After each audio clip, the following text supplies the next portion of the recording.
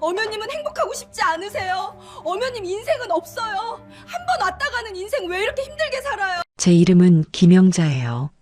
나이는 벌써 칠순을 바라보네요. 이 동네 사람들은 저를 보면 을의 건물주 사모님이라고 불러요. 여기 번화가 사거리에 있는 4층짜리 상가 건물이 제 것이거든요. 죽은 남편이 평생 고생해서 남겨준 제 유일한 재산이죠. 사람들은 제가 1층 상가에서 아들이 하는 식당이나 봐주면서 매달 꼬박꼬박 월세나 받고 편하게 사는 줄 알아요. 팔자 좋다고들 하죠. 하지만 그건 다 겉모습일 뿐이에요. 싸. 제 얼굴 위로 뜨거운 김이 훅 끼얹어져요. 고무 장갑을 낀 손이 저릿저릿 아파오네요. 몇 시간째 뜨거운 물에 손을 담그고 그릇을 닦아내는지 이젠 감각도 무뎌져요. 여기는 제 건물 1층. 아들 김성철이 운영하는 감자탕 가게 주방이에요. 그것도 환기도 잘 안 되는 구석진 설거지통 앞이죠. 건물주 사모님의 현실은 이거예요. 하루 종일 허리 펼 틈도 없이 남이 먹다 남긴 뼈다귀 그릇이나 닦는 신세요. 어젯밤부터 쑤시던 무릎이 차가운 타일 바닥 위에서 비명을 질러요. 기름때가 낀 고무장갑을 벗자 퉁퉁 불어터진 제 손이 불쌍하게 보였어요. 어머니, 그릇 빨리 안 나가요? 지금 홀에 손님 밀리는 거 안 보여요? 저기 계산대 앞에서 휴대전화만 만지작거리던 녀석이 소리를 빽 질러요. 저게 제 하나뿐인 아들, 김성철이에요. 나이는 40을 훌쩍 넘겼는데 하는 짓은 아직도 17살 철부지 같아요.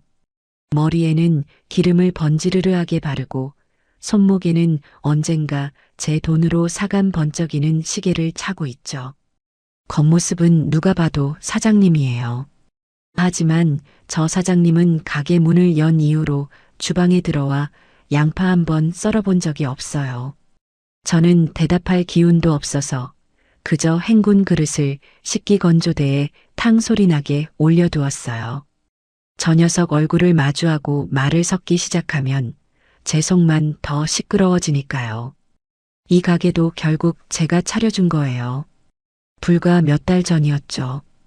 칠순도 다가오니 이제 정말 이 지긋지긋한 아들 뒤치다꺼리는 끝내고 그동안 못 가봤던 해외여행이나 다니며 살고 싶었어요.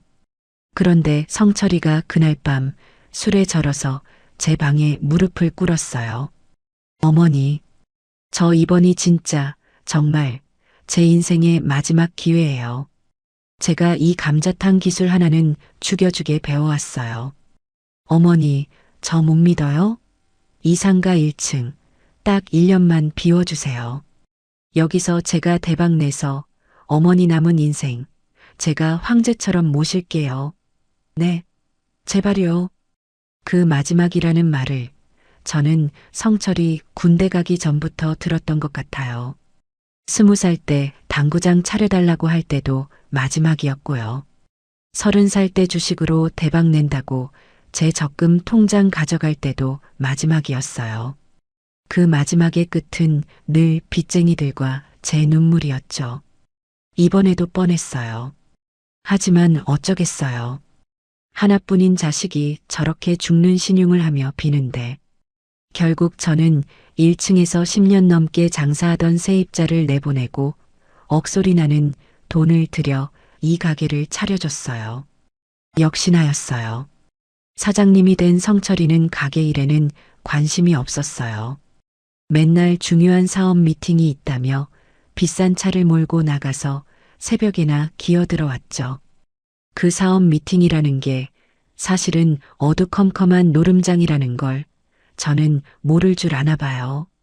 제가 이렇게 설거지라도 안 하면 인건비도 못 건져서 이 가게는 당장 문을 닫아야 할 판이에요. 주방 문이 조용히 열리고 며느리 지혜가 들어왔어요. 어머님, 제가 한다니까 왜 또 나와 계세요? 어서 들어가서 쉬세요. 무릎 아프시잖아요. 박지혜, 제 며느리죠. 저 망나니 같은 놈한테 시집와서 고생만 하는 착하고 딱한 아이예요. 가게 정산이며 홀서빙이며 성철이 목까지 지혜가 다 하고 있어요. 어린 손주들 키우기도 바쁠 텐데 저 녀석 때문에 하루도 편할 날이 없죠. 괜찮다. 너는 홀이나 봐. 아까부터 저기 4번 테이블에서 뭐 달라고 하더라. 성철 씨는 또 친구들 불렀어요? 아까부터 제일 비싼 해물뼈찜만 시키고 술을 몇 병째 마시는지. 저 사람들 올 때마다 계산은 제대로 하는 거예요? 지혜가 속삭이며 성철이 쪽을 쏘아봤어요. 맞아요. 성철이는 해가 중천일 때부터 친구들을 불러 모아 공짜 술판을 벌이는 게 일상이었어요. 됐다. 내 남편 친구들인데 어쩌겠니. 그냥 마시라고 둬. 제가 다시 그릇으로 손을 뻗자 지혜가 깊은 한숨을 내쉬었어요. 저도 속이 터지지만 저 망나니를 자극해서 가게에서 소란 피우게 하고 싶지 않았어요. 그렇게 또 며칠이 흘렀어요. 그날은 저녁 장사 준비로 한창 바쁜 시간이었죠. 지혜가 장부를 들고 계산대 앞에 서성였어요. 성철이는 여느 때처럼 의자에 기대어 휴대전화 게임에 빠져 있었고요. 성철 씨, 어제까지 정육점 사장님한테 고깃값 입금하기로 했잖아요. 아까 전화 왔었어요. 오늘까지 돈 안 들어오면 내일부터 고기 못 넣어준대요. 지혜의 목소리는 차분했지만 단호했어요. 성철이는 화면에서 눈도 떼지 않고 대꾸했죠. 아, 알았어.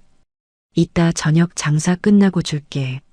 사람 바쁜데 그런 거로 귀찮게 하지 마요. 바쁘긴 누가 바빠요? 당신 지금 게임 하잖아요. 그리고 저녁 장사 끝나면 돈이 어디서 나요? 어제 가게 매출 100만 원, 당신이 다 가져갔잖아요. 그거 어디 썼어요? 지혜의 목소리가 조금 높아졌어요. 그제야 성철이가 휴대전화를 내려놓고 지혜를 쏘아봤어요. 아, 진짜. 내가 사장인데 내 돈 좀 쓸 수도 있지. 왜 그렇게 사람을 쪼아대? 당신은 내가 돈 못 벌어와서 불만이에요? 가게 돈이 왜 당신 돈이에요? 직원들 월급도 밀렸는데 정신 좀 차려요. 그만들 해라. 제가 주방에서 뛰쳐나와 두 사람을 말렸어요. 손님들 들어올 시간에 이게 무슨 망신이에요. 지혜야, 됐다. 내가 이따가 사장님한테 전화할게. 내 돈으로 먼저 막아둘 테니 걱정 마라. 어머님, 이러니까 성철 씨가 저러는 거예요. 이건 어머님 돈이 아니라 가게 돈으로 해결해야죠. 언제까지 어머님이 밑빠진 독에 물 부으실 거예요? 지혜가 울먹이며 소리치는 순간이었어요. 쾅! 가게 문이 부서져라 열렸어요. 손님인 줄 알았는데 험상궂게 생긴 남자 셋이 가게 안으로 쳐들어왔어요. 낮술이라도 마셨는지 얼굴들이 시뻘겋고 한 명은 목에 용 문신이 시커멓게 보였어요.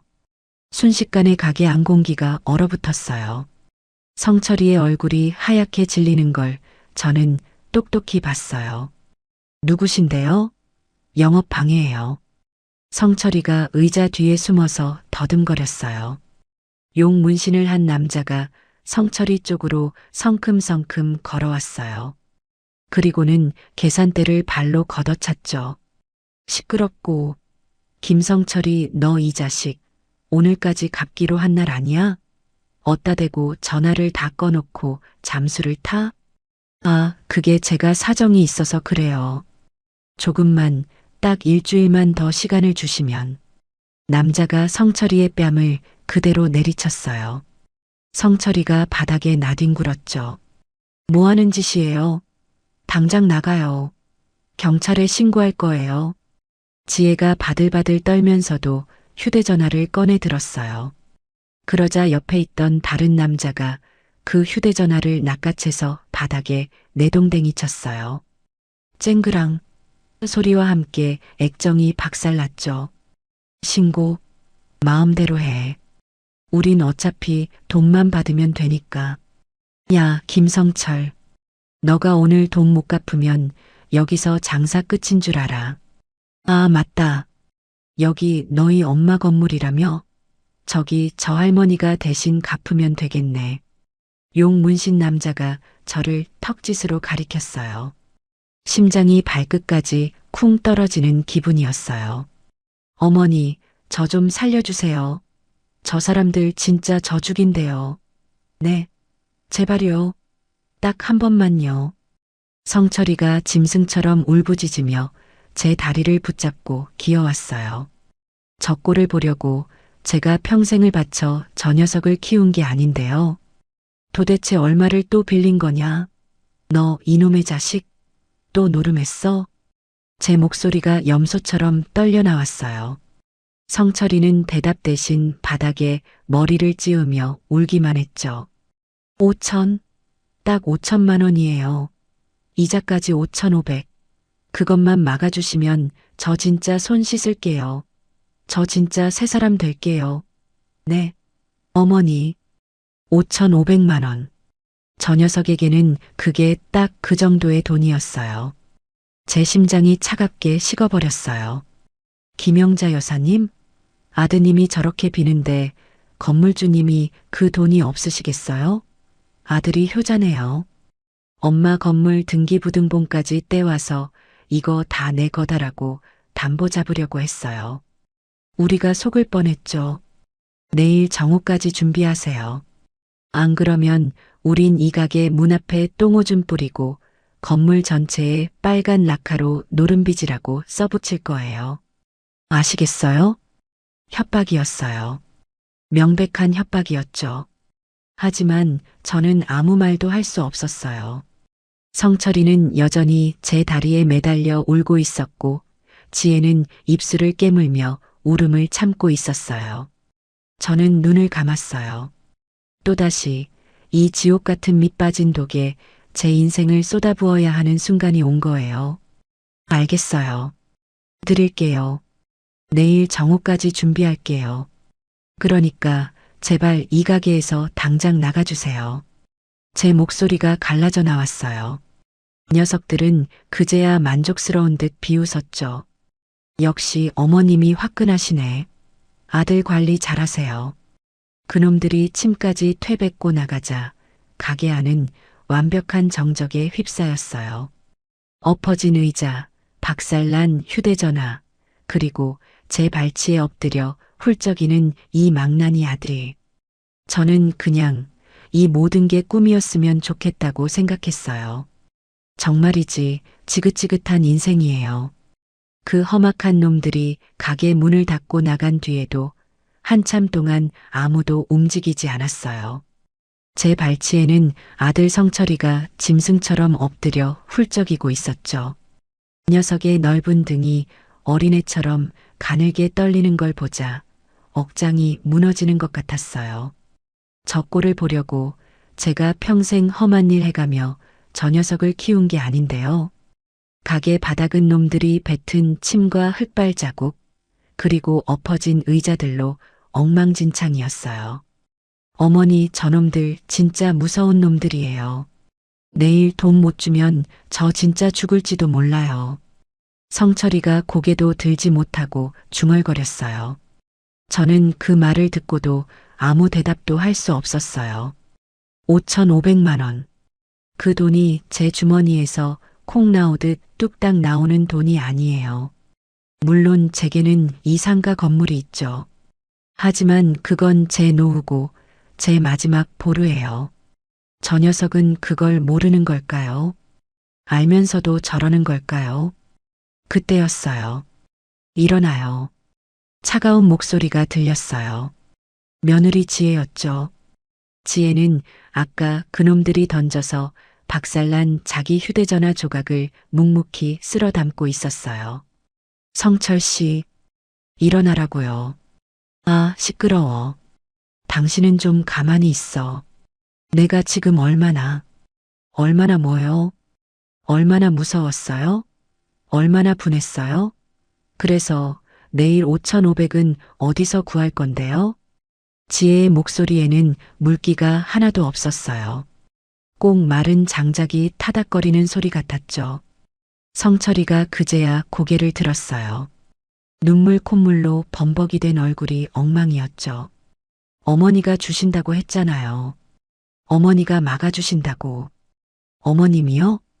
지혜가 들고 있던 쓰레받기를 바닥에 탁 소리나게 내려놓았어요. 당신은 그 말이 나와요? 당신이 지금 사람이에요? 당신이 저지른 빚을 왜 어머님이 갚아요? 저 깡패 같은 놈들한테 우리 엄마 건물 주니까 돈 많다고 말한 게 당신 아니에요? 아니, 그건 걔들이 어떻게 알았는지 나는 그냥 시끄러워요. 짝! 가게 안이 울릴 정도로 맑고 세찬 소리가 났어요. 저도 성철이도 그 자리에 얼어붙었어요. 지혜가 방금 성철이의 뺨을 때린 거예요. 성철이가 맞은 뺨을 감싸쥐고 지혜를 멍하니 쳐다봤어요. 너가 지금 나를 쳤어? 그래요, 쳤어요. 이까짓 뺨 한 대로 당신 정신머리가 고쳐진다면 내가 10번이고 100번이고 더 칠 수 있어요. 당신 오늘 그 빚 못 갚았으면 이 가게 어떻게 됐을 것 같아요? 저놈들이 이 건물에 빨간 칠하고 가게 문 앞에 옴을 뿌려댔을 거예요. 그래도 당신은 어머니가 해결해 주시겠지 하고 도망갔겠죠. 안 그래요? 지혜가 부들부들 떨면서 소리쳤어요. 결혼하고 10년 넘게 저는 지혜가 저렇게 큰 소리로 악쓰는 걸 처음 봤어요. 늘 조용하고 성철이가 아무리 못된 짓을 해도 뒤에서 수습하고 제게는 죄송해요. 어머님만 반복하던 착한 아이였거든요. 명절이면 남편 몰래 제 주머니에 5만 원짜리 몇 장을 꼬깃꼬깃 찔러주며 어머님, 이거라도 보태서 맛있는 거 사드세요 하던 며느리였어요. 성철이가 제 돈 훔쳐 달아났을 때 저보다 더 서럽게 울어주던 며느리였죠. 그런 지혜가 지금 눈에 불을 켜고 자기 남편을 잡아먹을 듯이 쏘아보고 있었어요. 성철이도 놀란 건지 아니면 맞은 게 분한 건지 얼굴이 시뻘개져서 일어났어요. 이게 진짜 미쳤나? 어디서 남편 뺨을 때려? 당신이 내 돈 갚아줄 거야? 당신이 뭔데 참견이야? 참견? 이게 참견으로 보여요? 나는 당신 아내이기 전에 이 집 며느리고 저기 저 불쌍한 우리 어머님 편이에요. 당신 같은 인간은 남편이고 뭐고 필요 없어요. 뭐? 저 불쌍한 할망구 편? 아, 너가 우리 집 재산 보고 시집 온 거 아니야? 우리 엄마 건물 보고 나랑 결혼한 거잖아. 성철이가 막말을 내뱉었어요. 저는 심장이 쿵 하고 떨어지는 것 같았죠. 아니야, 성철아. 그 말은 아니야. 재산? 건물? 지혜가 기가 차다는 듯이 웃었어요. 그래요. 나 당신 재산 보고 결혼했어요. 그런데 그 재산이 당신 것이 아니라 밤낮으로 설거지하시는 우리 어머님 것인 줄은 몰랐네요.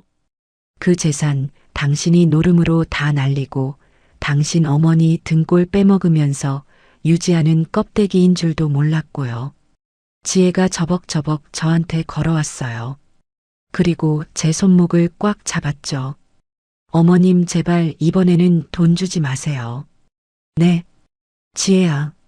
그래도 저놈들보다 더 무서운 게 누군지 아세요? 바로 당신 아들이에요.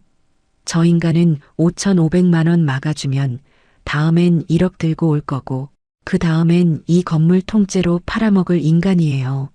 어머님은 평생 저 인간 빚 갚다가 돌아가실 거예요. 아, 박지혜, 너 말 다 했어? 어디서 어른한테. 성철이가 다시 지혜에게 손을 올리려던 순간이었어요. 제가 먼저 성철이의 뺨을 내리쳤어요. 짝! 소리가 아까보다 더 크게 났죠. 어머니, 너 아내한테 무슨 짓이야? 그리고 너의 어머니한테 무슨 말버릇이야? 이놈의 자식아. 제 손이 불이 난 것처럼 뜨거웠어요. 내가 너를 어떻게 키웠는데. 너 하나 잘 되라고. 내가 평생을. 눈물이 앞을 가려서 말이 이어지지 않았어요. 저는 그 자리에 주저앉아 울고 말았어요. 성철이는 제게 맞은 게 더 충격이었는지 아무 말도 못하고 멍하니 서 있었어요. 가게 안은 제 울음소리와 지혜의 거친 숨소리만 가득 찼죠. 얼마나 지났을까요? 성철이는 자기가 맞은 게 분했는지 아니면 이 상황을 견딜 수 없었는지 진짜 재수 없어. 한마디를 내뱉고 가게 문을 박차고 나가버렸어요. 가게에는 저와 지혜 단둘만 남았어요. 저는 엎어진 의자에 겨우 몸을 기댔어요. 눈물이 멈추질 않았죠. 내 인생이 왜 이렇게 됐을까? 뭐가 잘못된 걸까? 그때 지혜가 제 옆에 조용히 다가와 앉았어요. 그리고는 엉망이 된 가게를 멍하니 둘러봤죠. 어머님, 지혜가 저를 불렀어요. 목소리가 아까와는 다르게 젖어 있었어요. 이제 그만하세요. 뭘 그만해? 아들 뒤치다꺼리요. 밑 빠진 독에 물 붓는 거. 이제 그만하시라고요. 저는 대답 없이 고개만 숙였어요. 어머님은 행복하고 싶지 않으세요? 어머님 인생은 없어요? 왜 맨날 저 인간 똥이나 치우면서 사셔야 해요? 팔자려니 해야지.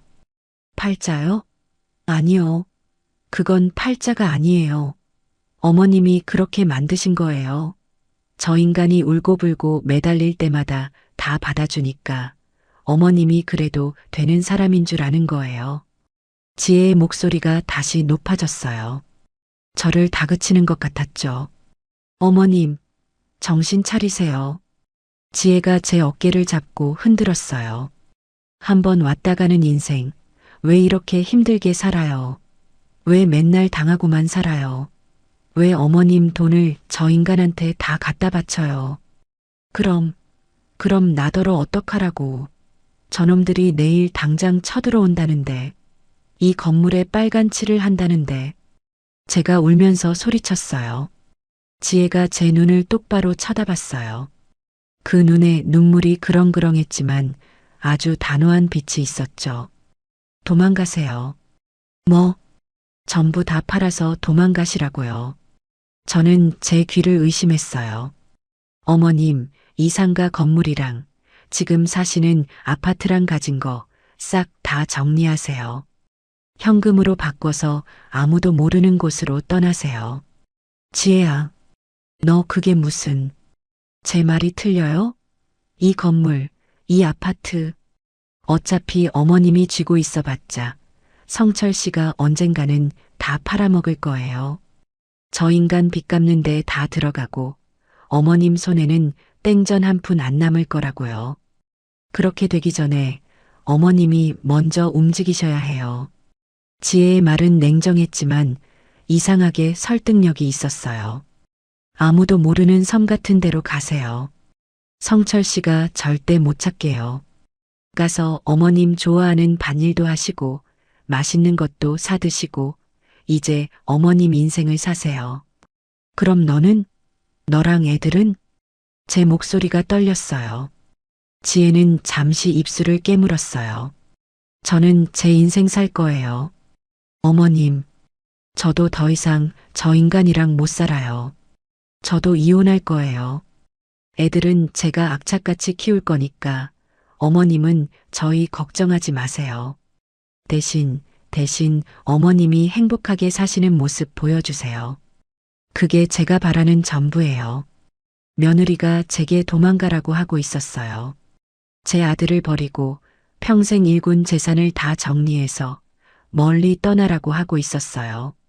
제가 다 도울게요. 어머님, 지혜가 제 퉁퉁 불어터진 손을 꽉 잡았어요. 며느리의 손은 따뜻했어요. 저는 그날 밤 며느리의 눈을 보며 제 인생을 건 가장 무서운 결심을 하게 되었어요.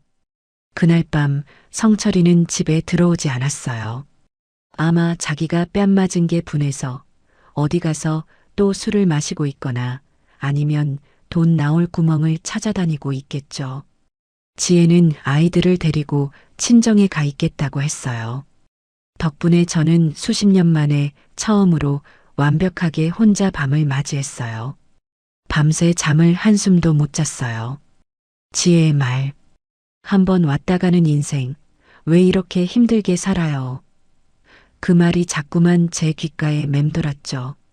정말 그랬어요. 저는 평생을 누군가를 위해 살았어요. 일찍 죽은 남편 대신 성철이를 굶기지 않으려고 시장에서 생선을 팔았고요.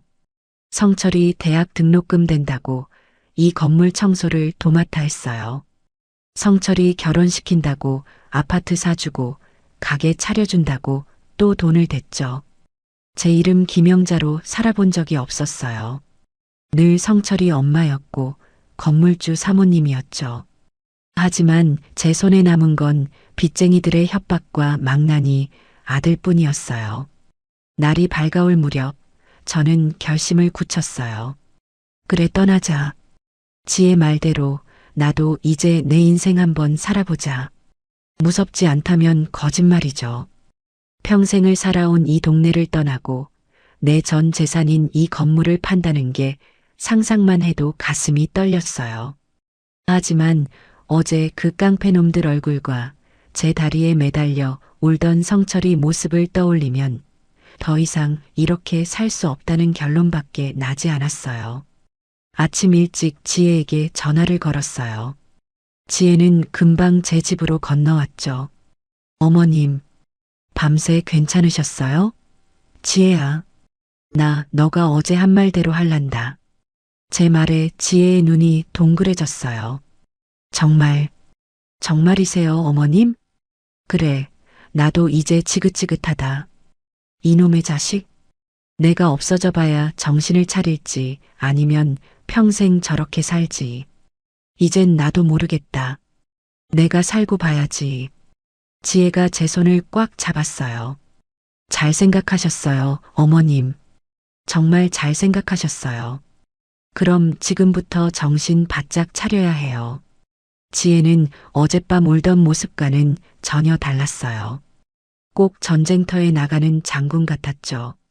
일단 그 깡패놈들 5,500만 원 절대 다 주면 안 돼요. 그럼 어떡해? 걔들이 가게로 쳐들어올 텐데. 그러니까 시간을 벌어야죠.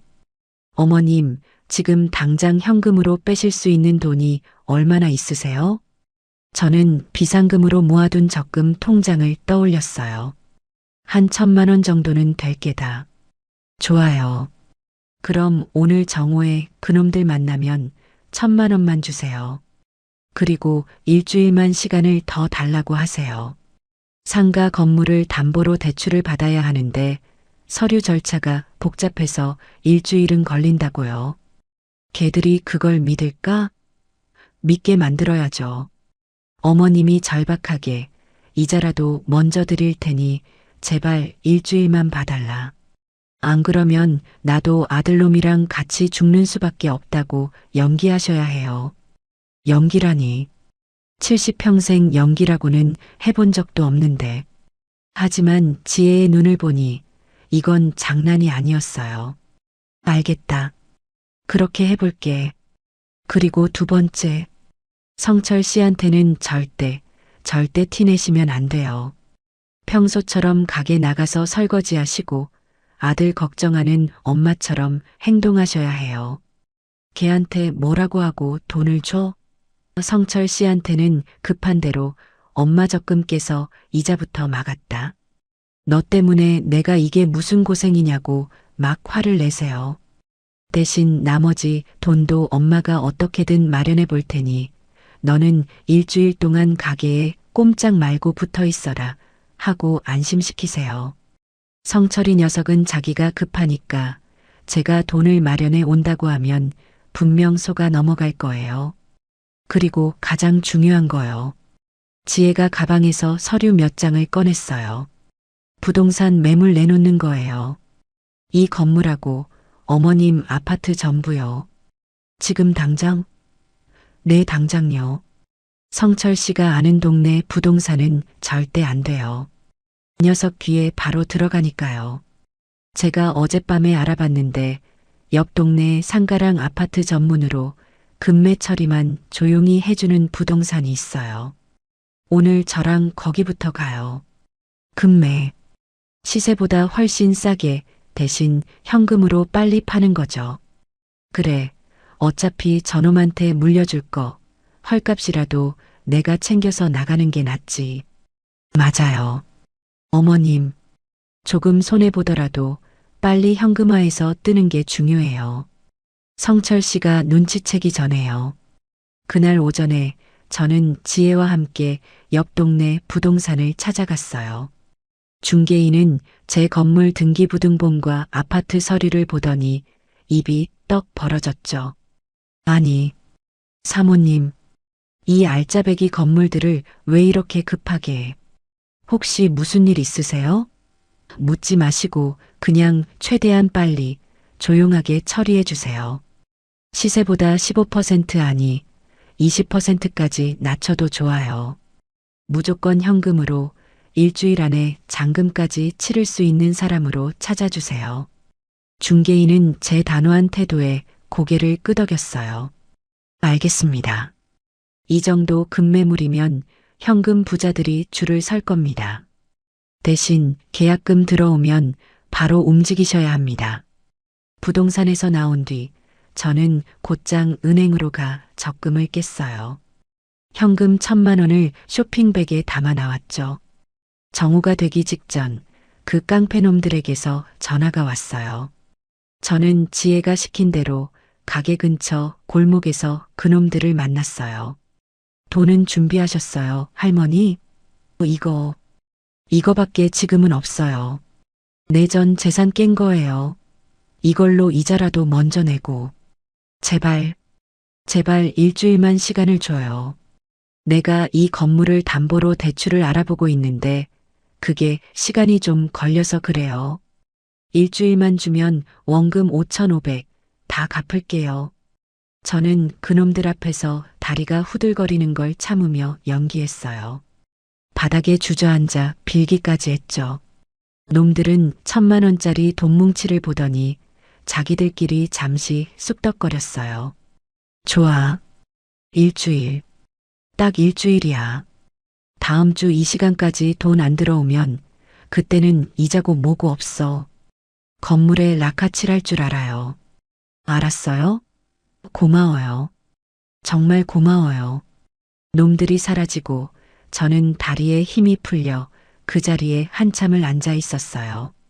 그날 저녁 성철이가 어슬렁거리며 가게에 나타났어요. 어머니, 그 깡패들은? 시끄럽다. 너 때문에 내가 이 늙은 나이에 깡패들 앞에서 무릎 꿇고 빌었어. 내 적금 깨서 이자 1,000만 원 겨우 막았다. 이놈아. 제가 돈뭉치를 줬던 빈 쇼핑백을 녀석 얼굴에 던지며 소리쳤어요. 성철이는 제가 화를 내자 오히려 안심하는 눈치였어요. 아, 진짜요? 아이고, 우리 엄마 고마워요. 역시 우리 엄마밖에 없어요. 그럼 나머지는요? 일주일 뒤에 내가 지금 알아보고 있어. 너 때문에 이 건물 담보 잡히게 생겼다고. 그러니까 너 일주일 동안 가게에 딱 붙어서 일이나 해. 어디 또 싸돌아다니다 걸리면 그땐 나도 몰라. 알았어요. 알았어요. 아, 진짜 우리 엄마 최고. 성철이는 좋다고 금방 해실거리며 계산대에 앉아 휴대전화를 꺼냈어요. 저 한심한 녀석? 저는 주방으로 들어가 다시 고무장갑을 꼈어요. 그날 밤 지혜가 제게 새 휴대전화 하나를 건넸어요. 어머님, 이건 선불폰이에요. 어머님 명의로 안 되어 있어서 성철 씨가 절대 조회할 수 없어요. 앞으로 저랑은 이걸로만 통화해요. 그리고 이건 지혜가 통장 하나를 내밀었어요. 이건 어머님이랑 저만 아는 새 계좌예요. 어머님 신분증이랑 도장으로 제가 아까 만들었어요. 이 은행은 성철 씨가 가본 적도 없는 곳이에요. 앞으로 모든 돈은 여기로 옮길 거예요. 며느리가 저보다 100배, 1000배는 똑똑하고 야무졌어요. 지혜야, 고맙다. 너 없었으면 난. 그런 말씀 마세요. 이건 어머님 인생 찾는 일이고 제 인생 찾는 일이기도 해요. 우린 꼭 성공해야 해요. 지혜와 저는 그날 밤 일주일 안에 모든 것을 끝내고 떠날 비밀 작전을 세웠어요. 저는 그저 이 무서운 일주일이 빨리 지나가기만을 바랄 뿐이었어요. 시간이 지옥처럼 느리게 갔어요. 성철이는 제가 나머지 빚 5,500만 원을 해결해 줄 거라고 굳게 믿고 있었어요. 그래서인지 며칠 동안은 얌전히 가게에 붙어 있었죠. 물론 일은 안 하고 계산대에서 게임만 했지만요. 저는 평소와 똑같이 새벽에 일어나 가게 문을 열고 점심 장사 설거지를 하고 저녁 마감을 했어요. 속이 새까맣게 타들어가는데도 성철이 앞에서는 태연한 척해야 했죠. 어머니, 대출은 잘 돼가요? 은행에서 뭐래요? 성철이가 밥 먹을 때마다 툭툭 물어봤어요. 알아보고 있다니까. 그게 하루아침에 되는 줄 알아? 서류가 복잡해. 너는 그냥 조용히 있어. 제가 일부러 신경질을 내면 성철이는 알았어요. 알았어 하고 입을 삐죽거렸죠. 그 사이 저와 지혜는 물밑에서 바쁘게 움직였어요. 어머님, 아파트 보러 온 사람이 있어요. 신혼부부인데 금매 가격이 마음에 든다고 오늘 저녁에 바로 계약하자고 해요. 지혜의 비밀 전화를 받고 저는 성철이 몰래 가게를 빠져나와 부동산으로 향했어요. 아파트 계약서에 도장을 찍는데 손이 덜덜 떨렸어요. 제가 이 집에서 성철이를 키우고 결혼시키고 수십 년 산 집인데 계약금은 바로 새 통장으로 입금해달라고 하세요. 제 말에 지혜가 고개를 끄덕였죠. 다음 날에는 건물 매수자가 나타났어요. 무슨 투자법인이라고 했는데 위치가 좋아서 그런지 20%나 깎아줬는데도 묻지도 따지지도 않고 사겠다고 했어요. 잔금은 일주일 뒤에, 그러니까 성철 씨 빚 갚기로 한 그날 한꺼번에 치르겠대요. 아파트 잔금도 같은 날 마쳤어요. 어머님. 지혜가 흥분된 목소리로 말했어요. 그래, 잘됐다. 딱 그날 모든 걸 끝내는 거야. 모든 게 순조롭게 풀리는 것 같았어요. 하지만 망나니 아들 녀석이 그렇게 호락호락하지 않았어요. 일주일치 이자를 받아낸 그 깡패놈들이 성철이에게 또 전화를 한 모양이에요. 어머니, 그 깡패놈들이 자꾸 전화해서 할머니가 대출 받는 거 맞냐? 진짜 나오는 거 맞냐고 쪼아대요. 아, 진짜 불안해 죽겠네. 은행 어디라고 했어요? 내가 가서 좀 알아볼까? 성철이가 안절부절 못하며 저를 다그치기 시작했어요. 너가 뭘 안다고 가. 내가 알아서 한다니까. 괜히 내 얼굴 비추면 은행에서 돈 안 내줘. 아니, 그래도. 성철이가 뭔가를 의심하기 시작한 거예요. 제가 자기 몰래 어딜 자꾸 나갔다 오는 것도 눈치챈 것 같았어요. 어머니, 요즘 왜 이렇게 바빠요?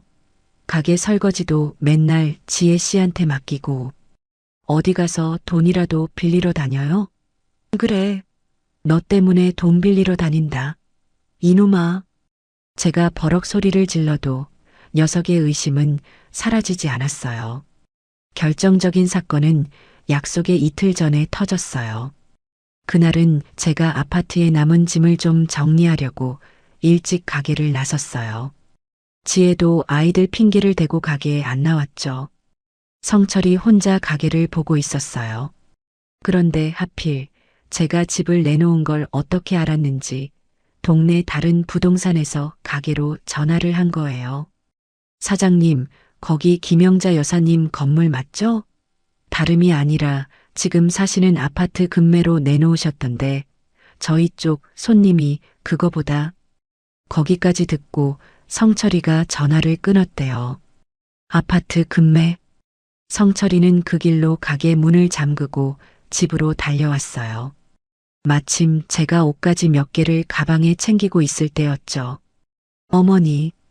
성철이가 현관문이 부서져라 들어왔어요. 너 가게는 어쩌고. 지금 그게 문제예요? 어머니, 아파트 팔아요? 왜요? 나 몰래 지금 뭐 하는 거예요? 녀석의 눈이 시뻘게 충혈되어 있었어요. 그게, 너 빚 갚으려면 돈이 모자라서 집이라도 팔아서. 거짓말. 빚은 5,500이라면서요. 이 아파트가 얼만데. 그리고 그 가방은 뭐예요? 어디 가요? 어머니. 설마, 나 버리고 어디 도망가려고 했어요? 성철이가 제 손에 들린 가방을 낚아챘어요. 아니에요. 이건 그냥 헌옷 버리려고. 거짓말하지 마. 성철이가 이성을 잃고 제 방을 뒤지기 시작했어요. 서랍을 열고 장롱을 뜯어냈죠. 돈 어디다 숨겼어요? 건물 판 돈, 아파트 판 돈, 다 어디다 뒀어요? 안 팔았어. 아직 안 팔았다고. 그때였어요.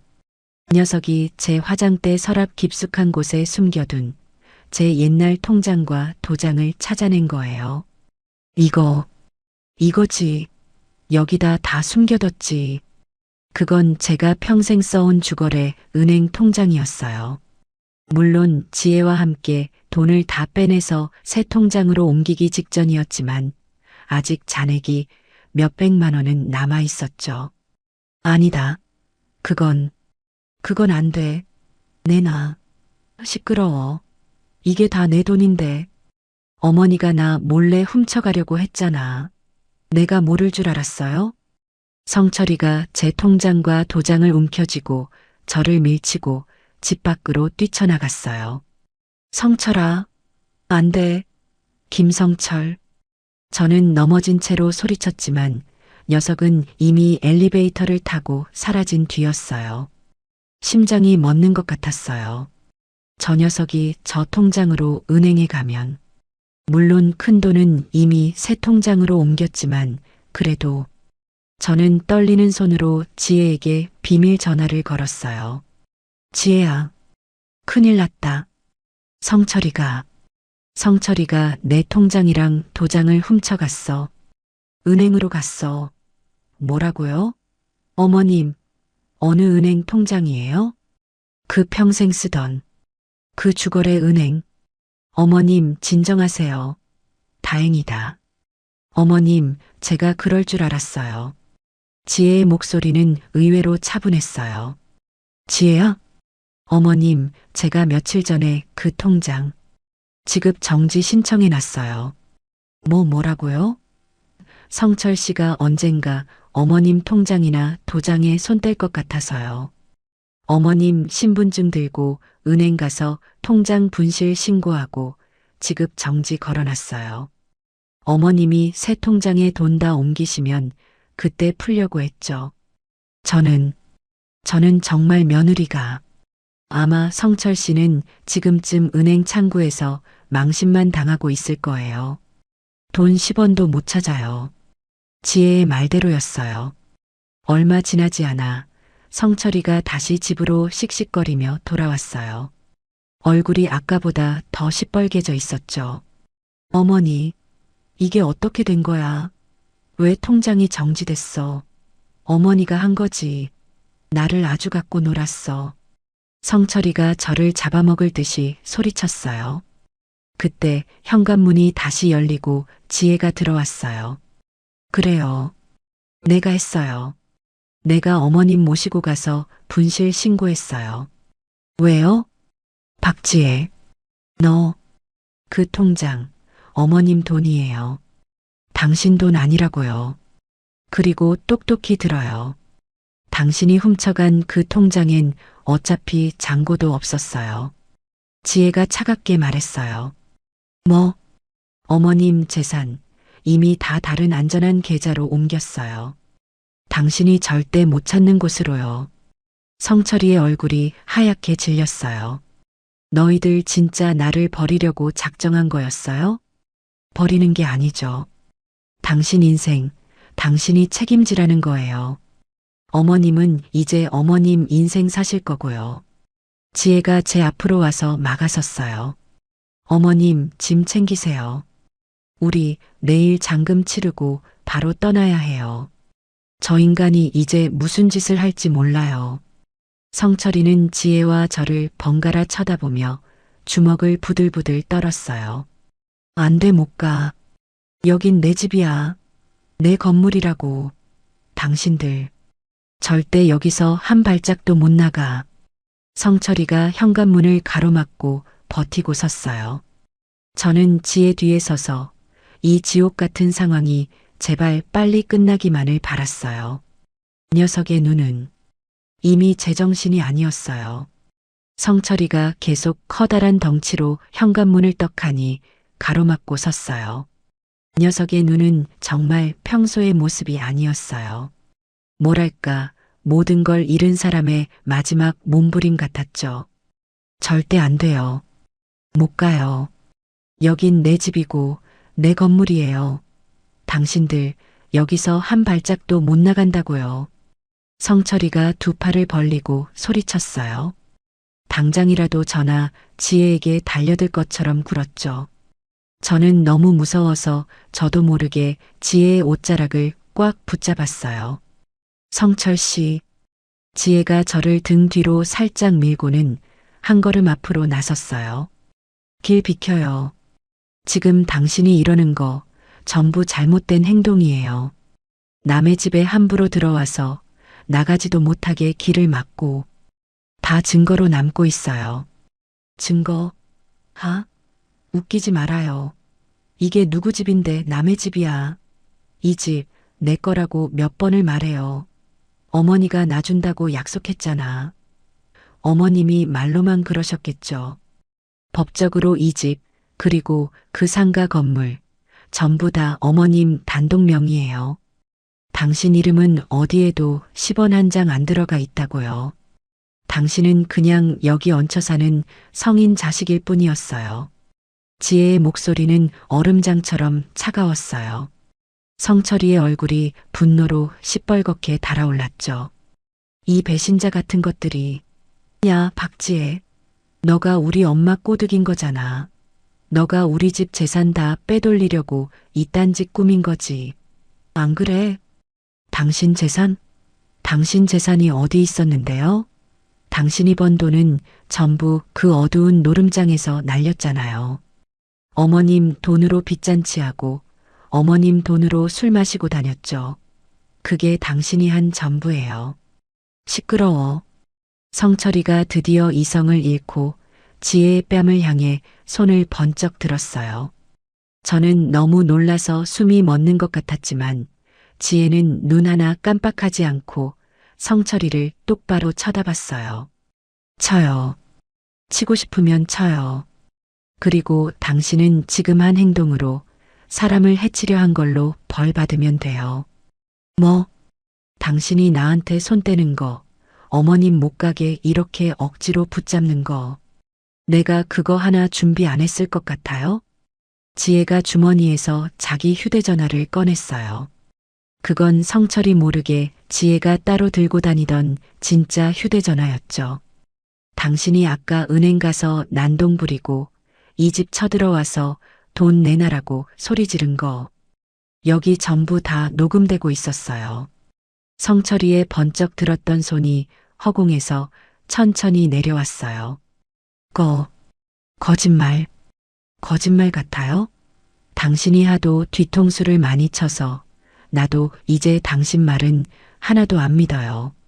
당신이 어머님 통장 훔쳐 달아날 때부터, 아니, 그 빚쟁이들이 가게 쳐들어왔을 때부터 난 당신이 하는 모든 말을 다 녹음하고 있었어요. 어머니가 알아서 하겠지라고 말한 거, 저 할망구 건물 팔면 된다고 당신 친구랑 통화한 것까지 전부 다요.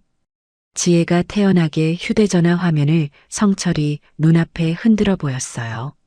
성철이의 얼굴이 하얗게 질렸다가 다시 시뻘개졌다가 아주 가관이었죠. 너 비켜요. 마지막 경고예요. 우리 내일 아침 일찍 잔금 치르러 가야 해요. 여기서 한 번만 더 소리 지르거나 우리 몸에 손 떼면 나 이거 들고 바로 경찰서로 갈 거예요. 그럼 당신 내일 아침에 변호사 사무실이 아니라 경찰서 유치장에 앉아 있게 될 거니까요. 지혜의 단호한 기세에 성철이가 결국 주춤했어요. 그래 가라고. 변호사? 장금? 나도 같이 가. 그 돈이 어떻게 되는지 내 두 눈으로 똑똑히 봐야겠어. 내일 어디서 만나는데? 당장 말해요. 성철이가 현관문 앞을 비키는 대신 그 자리에 주저앉아 버텼어요. 자기도 꼭 따라가겠다는 거죠. 지혜가 저를 돌아보며 살짝 고개를 끄덕였어요. 걱정 마시라는 뜻이었죠. 알았어요. 따라오세요. 어차피 당신이 가봤자 할 수 있는 건 아무것도 없으니까요. 변호사 사무실은 내일 아침 10시에 서울에서 제일 번화한 동네에 있는 법무법인이에요. 지혜가 순순히 장소와 시간을 알려줬어요.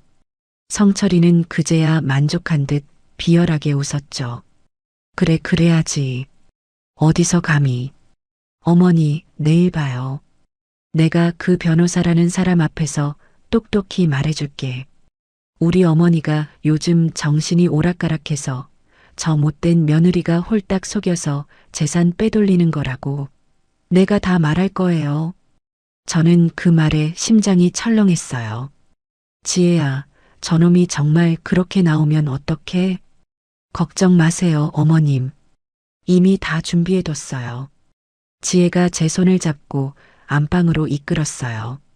성철이는 자기가 이긴 줄 아는지 거실 소파에 보란 듯이 드러누워 텔레비전을 켰어요.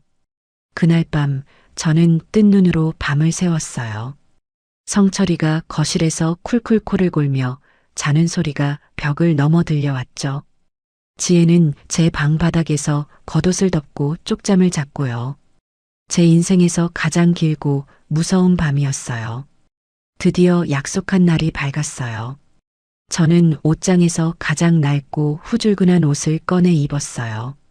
어차피 이 집에서 가져갈 건 아무것도 없으니까요. 성철이가 제일 먼저 일어나서 거실을 떡하니 지키고 섰어요. 자, 가시죠. 변호사 날이 만나러요. 저와 지혜, 그리고 성철이. 이렇게 셋이 나란히 아파트를 나서는 기분은 정말 말로 다 할 수 없이 참담했어요. 지혜가 운전하는 차 뒷좌석에 저는 성철이와 나란히 앉아갔어요. 성철이는 차 안에서도 계속해서 승리자처럼 중얼거렸죠. 두고 봐. 내가 오늘 다 뒤집어 엎을 거니까. 감히 내 돈을, 내 건물을, 박지혜. 너는 오늘부로 끝이야. 저는 그저 아무 말 없이 창밖만 바라봤어요. 서울에서 제일 번화하다는 동네에 하늘을 찌를 듯 높은 빌딩 앞에 도착했어요. 10층에 있는 법무법인 사무실로 들어갔죠. 넓고 고급스러운 회의실에는 변호사 한 명과 제 건물을 사기로 한 법인 쪽 사람들, 그리고 아파트를 사기로 한 젊은 신혼부부가 먼저 와서 앉아 있었어요. 아이고, 김영자 여사님. 어서 오십시오. 이쪽은 아드님이신가요? 변호사가 성철이를 보고 정중하게 물었어요. 네, 제 아들입니다. 제가 기어들어가는 목소리로 말하자 성철이가 제 말을 끊고 의자를 빼서 거만하게 앉았어요. 아들 김성철입니다. 제가 오늘 여기 온 건 다름이 아니라 성철 씨. 지혜가 성철이의 말을 딱 잘랐어요. 회의 시작하기 전에 이거부터 받아요. 지혜가 미리 준비해 온 두툼한 하얀 서류 봉투를 꺼내 성철이 앞 테이블에 탁 소리나게 던졌어요. 이게 뭔데요? 열어봐요. 당신한테 지금 제일 필요한 서류니까. 성철이가 미심쩍은 얼굴로 봉투를 열었어요. 그 안에 든 서류를 꺼내 읽는 성철이의 얼굴이 순식간에 하얗게 굳어버렸죠. 이게 뭐예요? 이혼 서류라고요? 네, 이혼 소장이에요. 당신이 어제 어머님한테 못된 말하고 나한테 손찌검하려고 하고 노름 빚 때문에 빚쟁이들 끌어들여서 집안 망신시킨 거. 아까 말한 그 녹음 파일이랑 증거 자료 전부 첨부해서 오늘 법원에 접수할 거예요. 그리고 여기 지혜가 서류를 하나 더 꺼냈어요. 이건 접근 금지 신청서예요. 어머님이랑 저, 그리고 애들한테 100m 이내로 다가오지 말라는 거죠. 회의실에 있던 모든 사람들이 숨을 죽이고 우리를 쳐다봤어요. 변호사도, 건물을 사러 온 사람들도, 집을 사러 온 신혼부부도요. 너. 성철이가 자리에서 벌떡 일어났어요. 그리고 변호사님, 여기 와주신 매수인분들.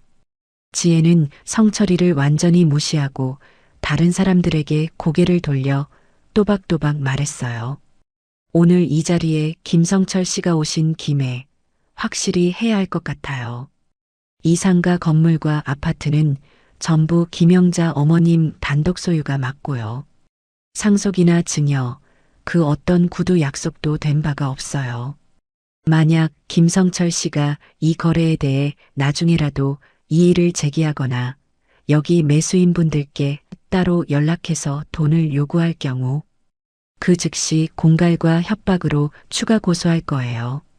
지혜가 얼마나 야무지게 말하는지 저는 제 며느리가 맞나 싶을 정도였어요. 성철이가 이혼 서류를 든 채로 주먹을 부들부들 떨었어요.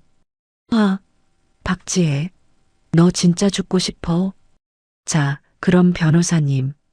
지혜가 변호사를 향해 활짝 웃어 보였어요.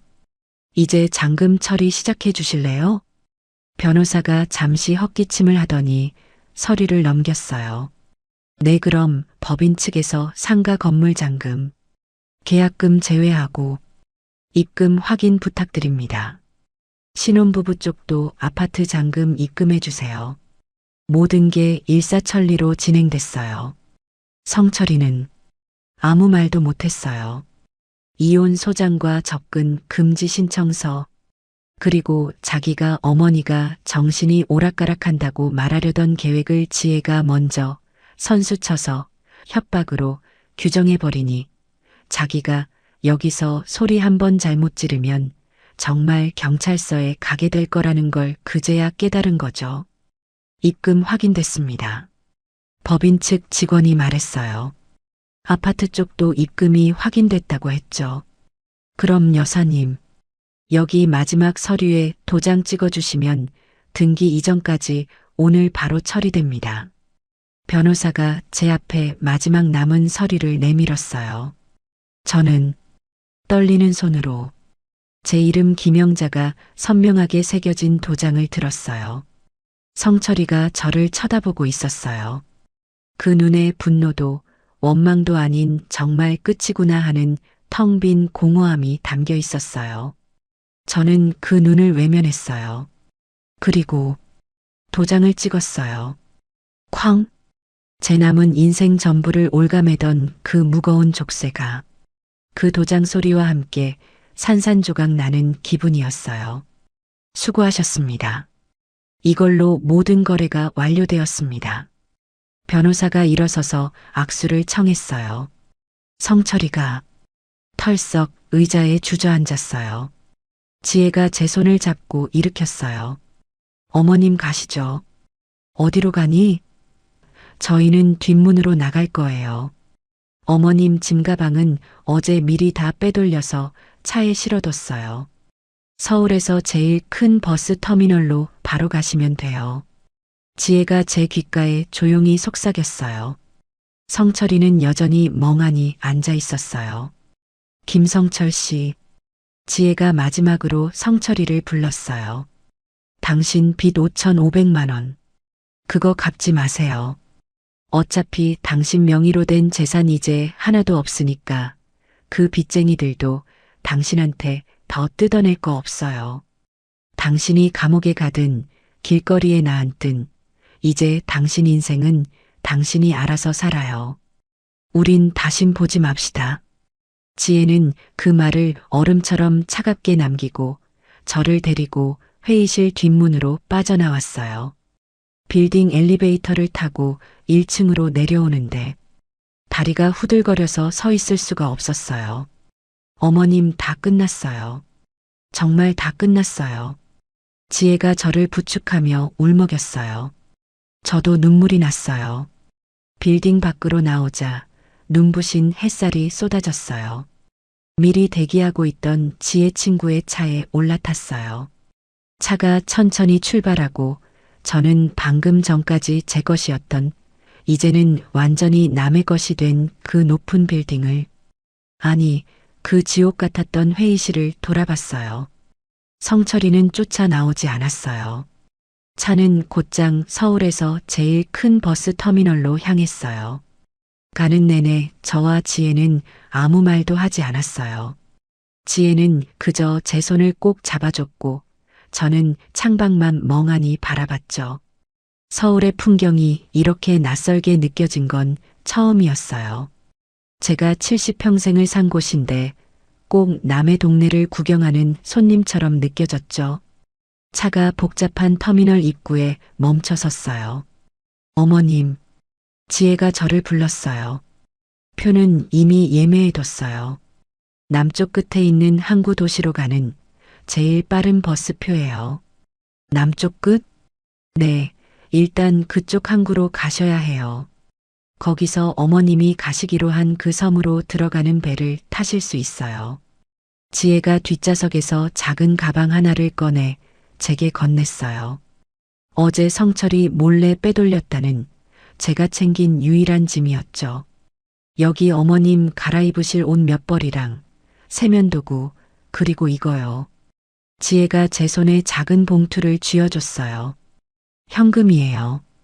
혹시 카드 쓰기 곤란하실 때 쓰세요. 그리고요.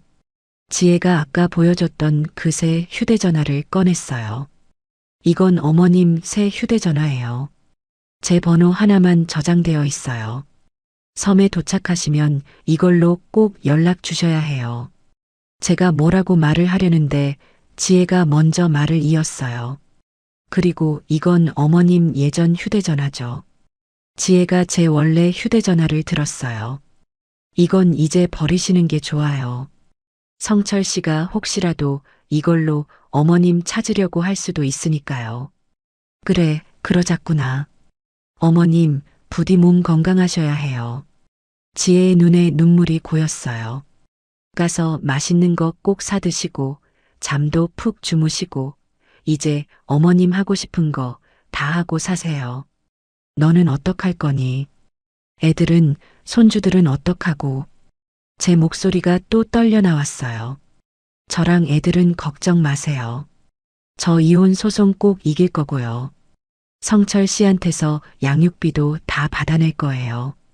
아, 그리고 아까 그 변호사가 그러는데 어머님 재산 노리고 접근한 거, 집안을 망가뜨린 원인을 제공한 거 전부 위자료 청구 사유가 된대요. 전 괜찮아요. 저 야무진 거 어머님이 더 잘 아시잖아요. 지혜가 애써 환하게 웃어 보였어요. 고맙다. 정말 고맙다, 지혜야. 내가 너한테 평생 갚지 못할 빚을 졌어. 빚이라니요. 그런 말씀 마세요. 어머님은 제게 자유를 주셨어요. 저도 어머님께 자유를 드리는 것뿐이에요. 지혜가 차에서 내려 제 짐을 꺼내줬어요. 버스 출발 시간 다 됐어요. 어서 가세요. 지혜가 제 등을 떠밀었어요.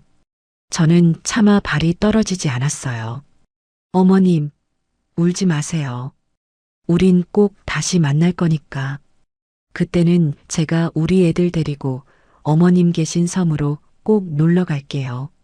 그때까지 꼭 행복하게 지내셔야 해요. 저는 고개만 끄덕일 수밖에 없었어요. 그리고 뒤도 안 돌아보고 버스에 올라탔어요. 창가 자리에 앉아 창밖을 봤어요. 지혜가 울음을 참으려고 입술을 깨물고 서서 제게 애타게 손을 흔들고 있었어요. 부웅. 버스가 육중한 소리를 내며 출발했어요. 지혜의 모습이 점점 작아지다가 복잡한 인파 속으로 사라졌어요. 저는 그제야 참았던 눈물을 터뜨리고 말았어요. 얼마나 울었을까요? 버스가 한참을 달려 서울의 높은 건물들이 하나도 보이지 않게 되었어요. 그제야 저는 주머니에서 제 낡은 휴대전화를 꺼냈어요. 전원을 켜자마자 부재중 전화 38통, 읽지 않은 문자 112개 알림이 떴어요. 볼 것도 없이 전부 성철이었어요. 어머니, 어디야? 당장 전화 안 해? 박지혜랑 짜고 내 돈 다 들고 튀었어? 내가 가만 안 둬. 경찰에 당장 신고할 거야. 어머니 제발, 내가 진짜 잘못했어. 돈 1억만, 아니 그 빚 5,500만 줘. 제발. 협박과 욕설, 그리고 뒤늦은 애원이 뒤죽박죽 섞여 있었죠. 저는 그 끔찍한 메시지들을 하나하나 읽어보지 않았어요. 그냥 전체 삭제 버튼을 눌렀어요. 그리고 휴대전화 전원을 껐어요. 버스가 잠시 휴게소에 섰을 때 저는 그 낡은 휴대전화를 쓰레기통 가장 깊숙한 곳에 버렸어요. 제 과거를, 제 지긋지긋했던 인생을 저 쓰레기통에 함께 버리는 기분이었어요.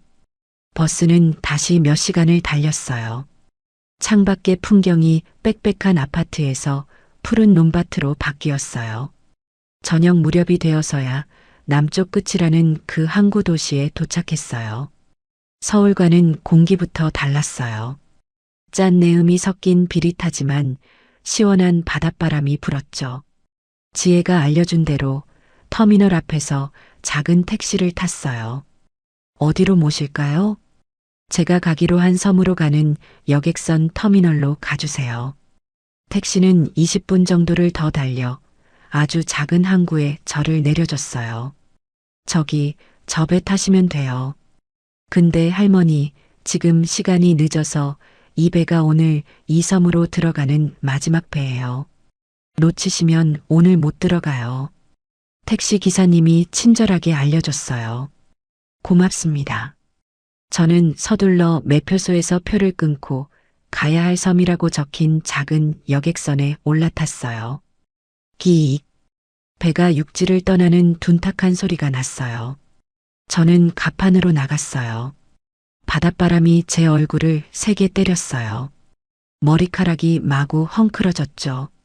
점점 멀어지는 육지를 바라보는데 기분이 정말 이상했어요. 무섭기도 하고 외롭기도 했어요. 그런데 그 모든 감정을 누르고 제 가슴 속에서 시원하다는 생각이 피어올랐어요. 평생을 제 어깨를 짓누르던 그 무겁고 축축한 짐을 드디어 내려놓은 기분이었죠. 1시간쯤 갔을까요? 저 멀리 깜깜한 바다 위에 작은 불빛들이 보이기 시작했어요. 다음 정착지는 가야 할 섬입니다. 내리실 분들은 준비해 주세요. 선실 안에서 방송이 나왔어요.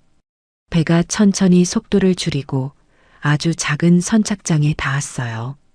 배에서 내린 사람은 저를 포함해 서너 명뿐이었어요. 밤 8시가 넘은 시간, 낯선 섬. 저는 어디로 가야 할지 정말 막막했죠. 그때 제 새 휴대전화가 징하고 울렸어요. 지혜였어요. 어머님, 도착하셨어요? 아, 지혜야. 나 방금 내렸어. 근데 너무 캄캄해서 어디가 어딘지 하나도 모르겠어. 걱정 마세요. 제가 미리 다 연락해놨어요. 선착장 바로 앞에 해녀 식당이라고 간판 보이죠? 그 식당 할머니가 지금 어머님 기다리고 계실 거예요. 지혜의 말대로 선착장 바로 앞에 해녀 식당이라는 낡은 간판이 희미하게 보였어요. 가서 김영자라고 말씀하세요. 그분이 어머님 집까지 안내해 주실 거예요. 저는 전화를 끊고 심호흡을 한번 크게 한 뒤 해녀 식당의 문을 열었어요. 딸랑하는 맑은 종소리와 함께 구수하고 따뜻한 된장 냄새가 훅 끼쳐왔죠. 식당 안에는 머리가 하얗게 센 할머니 한 분이 테이블을 닦다가 저를 빤히 쳐다봤어요. 저 김영자라고 하는데요. 제 말이 끝나자 할머니가 행주를 던지듯 내려놓고 자리에서 일어났어요. 서울서 온 사람이구만. 뭘 그렇게 꾸물거려요. 빨리 와요. 밥 차려놨으니까. 할머니는 제 가방을 뺏어 들더니 식당 안쪽으로 성큼성큼 걸어갔어요. 저는 멍하니 그 뒤를 따라갈 수밖에 없었어요. 식당은 밖에서 보는 것보다 훨씬 넓었어요. 늦은 시간이라 손님은 아무도 없었지만 주방 쪽에서 나오는 따뜻한 온기가 식당 안을 가득 채우고 있었죠. 일단 여기 앉아요. 뱃멀미 안 했나 몰라. 배고플 텐데 밥부터 먹어야지. 저를 해녀 식당으로 부른 할머니는 나중에 알고 보니 성함이 이춘자였어요. 저보다 대여섯 살은 많아 보였는데 허리가 꼿꼿하고 목소리가 아주 우렁찼죠. 춘자 할머니는 제가 의자에 채앉기도 전에 뜨끈한 밥 한 공기와 뽀얀 미역국 그리고 반찬 몇 가지를 제 앞에 탁탁 소리 나게 내려놓았어요. 반찬은 별거 없어. 그냥 이 섬에서 나는 나물이랑 이건 내가 오늘 직접 물질해서 딴 성게알이야. 할머니가 가리킨 건 노랗고 윤기가 자르르 흐르는 성게알이었어요. 저 지금 입맛이 별로 없어서요. 입맛은 무슨 밥심으로 사는 거야, 사람은. 얼른 숟가락 들어요. 배가 든든해야 잠도 잘 오는 법이야. 할머니의 성화에 못 이겨 숟가락을 들었어요. 그런데 미역국을 한술 뜨는 순간 저는 깜짝 놀랐어요. 제가 70평생 먹어본 것 중에 이렇게 시원하고 깊은 맛이 나는 미역국은 처음이었어요. 비린 맛 하나 없이 바다 향기만 가득했죠. 노란 성게알을 조금 떼어 흰밥에 비벼 먹으니 짠 바다 내음과 고소한 맛이 입안에 가득 찼어요. 맛이 너무 맛있어요. 허허. 서울 사람들은 대체 뭘 먹고 살길래 이런 거에 감동을 한대. 많이 먹어요. 아직 많으니까. 저는 그날 밥 2공기를 눈 깜짝할 사이에 비웠어요. 서울을 떠나기 전 그 지옥 같았던 법무법인 사무실에서의 일, 성철이의 그 흉흉했던 눈빛, 그런 것들이 까마득하게 멀어지는 기분이었죠.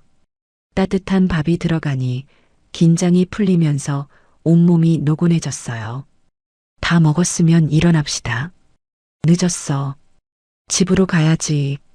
춘자 할머니가 앞장섰어요. 저 할머니, 짐이 제가 가진 게 이 가방뿐이라. 아까 지혜라는 그 똑똑한 며느리가 짐을 택배로 다 보냈더구먼. 내일 아침에 들어오는 첫 배로 올 거야. 오늘은 그냥 몸만 가요. 식당 뒷문으로 나가자 좁고 어두운 골목길이 나왔어요. 이 섬은 가로등도 별로 없네요. 할머니가 커다란 손전등을 비추며 앞서 걸었어요. 가로등이 뭐하러 필요해. 밤엔 자야지. 서울처럼 밤낮 없이 번쩍거리면 사람이 제정신으로 못 살아요.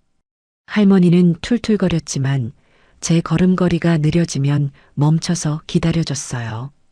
골목길을 지나 약간 경사진 언덕길을 10분쯤 올라갔어요. 숨이 조금 찼죠. 다 왔어. 여기가 오늘부터 당신 집이야. 할머니가 멈춘 곳은 정말 작고 낡은 시골집이었어요. 지혜가 이런 곳을 구했구나. 솔직히 조금 실망스러운 마음도 들었어요. 서울에서 살던 그 번듯한 아파트와는 비교도 안 됐으니까요. 왜? 마음에 안 들어? 할머니가 제 표정을 금방 읽었나 봐요. 아니에요. 그런 게 아니라 지혜 며느리가 신신당부를 했어. 절대 바닷가 근처에 있는 좋은 펜션이나 깨끗한 집은 안 된다고. 혹시라도 그 못된 아들놈이 찾으러 올까봐 이 섬에서도 제일 구석지고 낡아서 아무도 안 쳐다보는 집으로 구해달라고 했지. 그랬군요. 이 집이 원래 우리 영감이 살던 집이야. 받아 나갔다가 그냥 가버렸지. 그 뒤로 10년은 비어있던 집이야. 며칠 전에 자네가 온다고 해서 내가 쓸고 닦고 이불도 싹 햇볕에 널어놨어. 할머니가 삐걱거리는 낡은 나무 대문을 열었어요. 집은 정말 작았어요. 방 하나, 부엌 하나 그리고 좁은 마루가 전부였죠. 화장실은 어디에 있어요? 저기 마당 끝에. 좀 불편할지도 몰라. 도시 사람들은 이런 거 잘 못 쓴다던데 어쩔 수 없어. 할머니가 방으로 저를 이끌었어요. 방은 그래도 정말 깨끗했어요. 노란색 장판이 깔려 있었고 작은 창문도 하나 나 있었죠. 자네 며느리가 보증금을 어찌나 두둑하게 보냈는지 내가 이 집 월세 안 받아도 된다고 해도 기어코 넣었어. 여기. 할머니가 제게 낡은 열쇠 꾸러미를 줬어요. 이건 대문 열쇠, 이건 방 열쇠. 이 섬은 도둑놈 하나 없지만 그래도 서울서 왔다니 문 꼭 잠그고 자요. 정말 뭐라고 감사를 드려야 할지 모르겠어요, 할머니. 감사는 무슨. 아까 먹은 밥값이나 내일 갚아요. 허허. 할머니는 그렇게 씩씩하게 웃으며 돌아갔어요. 방 안에 정말 저 혼자 남게 되었어요. 이불에서는 햇볕에 바싹 마른 뽀송뽀송하고 좋은 냄새가 났어요. 저는 그 이불 위에 그대로 쓰러지듯 누웠어요. 끼룩끼룩. 멀리서 갈매기 소리가 들렸어요. 싸싸. 창문 너머로 파도 소리도 들렸어요. 서울에서는 시끄러운 차 소리, 사람들 떠드는 소리, 성철이의 고함 소리, 그런 것들만 듣고 살았는데요. 너무 조용했어요. 조용하니까 갑자기 무서운 생각도 들었어요. 성철이가 여길 쫓아오면 어떡하지? 나 여기서 평생 이렇게 혼자 살 수 있을까? 눈물이 또 핑 돌았죠. 그때였어요. 주머니에 넣어둔 새 휴대전화가 또 울렸어요. 지혜였죠. 어머님, 집에는 잘 들어가셨어요? 지혜야. 나 방금 누웠어. 제 목소리가 잠겨 있는 걸 지혜가 금방 알아차렸나 봐요.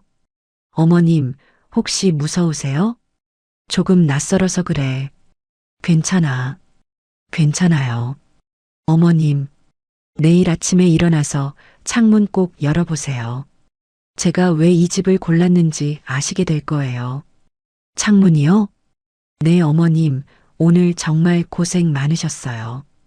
이제 아무 걱정하지 마시고 정말 푹 주무세요. 전화를 끊고 저는 지혜 말대로 창문 쪽으로 고개를 돌렸어요. 하지만 밖은 칠흑같이 어두워서 아무것도 보이지 않았어요. 저는 너무 피곤해서 그대로 깊은 잠에 빠져들었어요. 그리고 다음 날 아침이었죠. 저는 제 평생에 그렇게 눈부신 아침을 맞아본 적이 없었어요.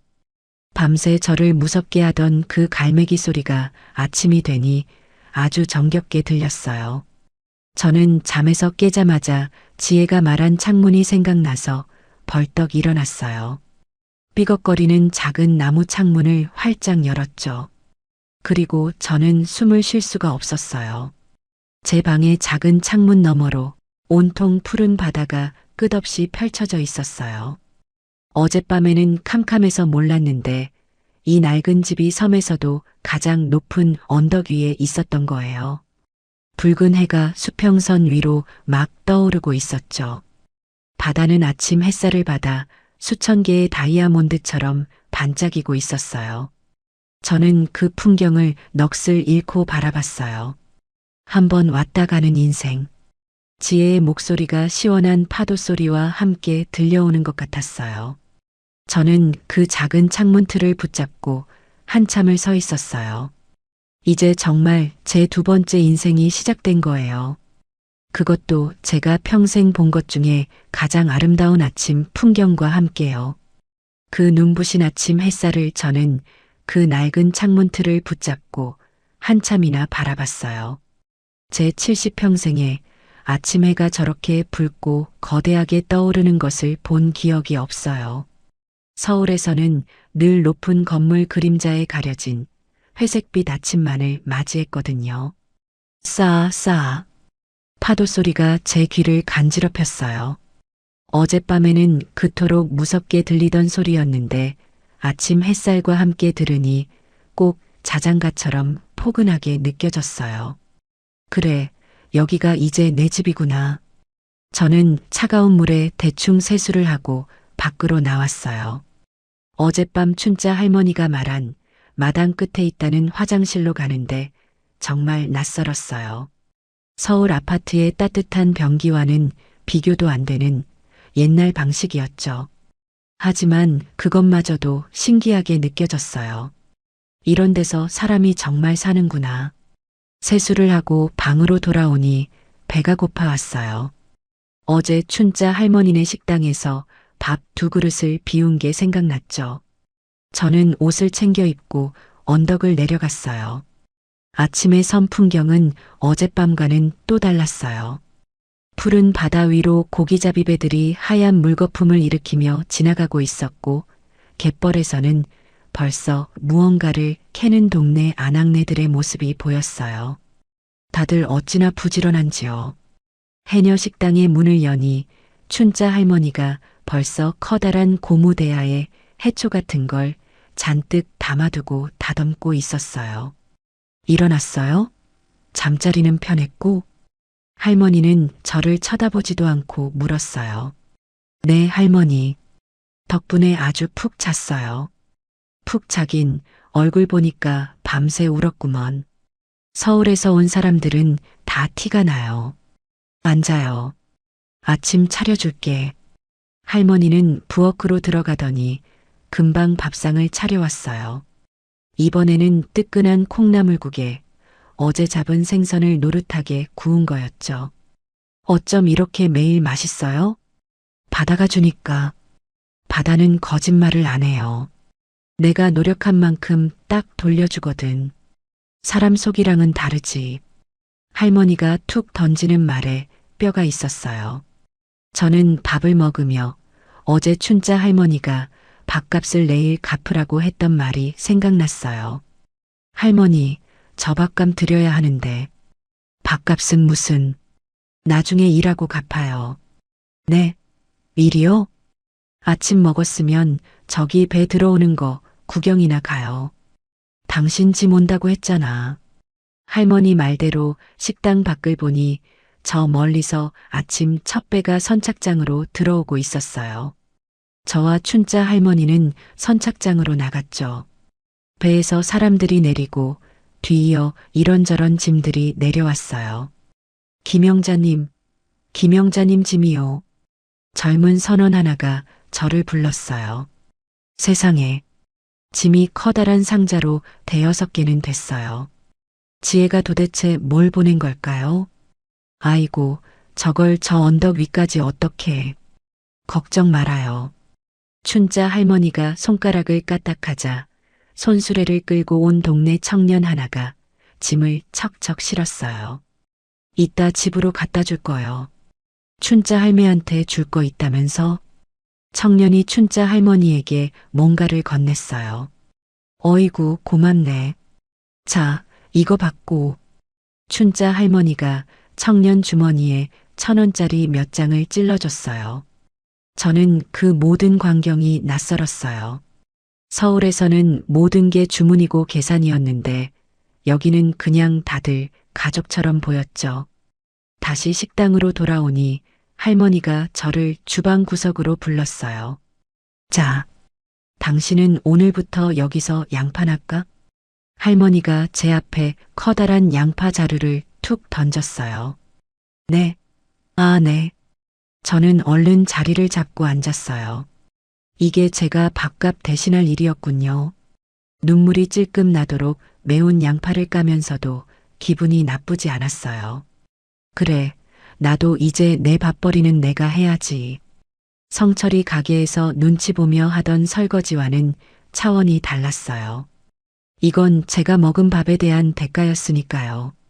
한참을 양파를 까고 있는데 아까 그 청년이 짐을 다 싣고 제 집으로 갔다가 돌아왔어요. 할매, 그 서울 할머니 짐 장난 아니네. 새 이불에 새 밥솥에 살림을 아예 새로 차렸어. 저는 지혜에게 또 고마워서 눈물이 났어요. 점심 장사가 시작되고 식당이 바빠졌어요. 저는 양파를 다 까고 설거지통 앞에 섰죠. 내가 할게. 손님은 가만히 있어. 할머니, 저 설거지는 제가 서울에서 평생 한 일이에요. 이것만큼은 자신 있어요. 저 시켜주세요. 제가 하도 간절하게 말하니 춘자 할머니가 못 이기는 척 자리를 비켜줬어요. 그릇을 닦았어요. 어제까지만 해도, 아니, 서울에서는 이 설거지가 제 지긋지긋한 팔자라고 생각했어요. 그런데 여기서는 이 일이 제 존재 가치를 증명하는 것 같았어요. 나도 뭔가 할 수 있는 사람이구나. 점심 장사가 끝나고 저는 춘자 할머니에게 인사를 하고 제 집으로 올라왔어요. 집 앞에는 지혜가 보낸 상자들이 산더미처럼 쌓여 있었죠. 상자를 하나하나 뜯었어요. 정말 지혜 말대로 살림살이를 다 보냈더군요. 깨끗한 새 이불, 하얀 쌀이 담긴 자루, 냄비 세트, 그릇 세트, 작은 텔레비전, 그리고 전기장판까지요. 아이고, 이 바보 같은 지혜.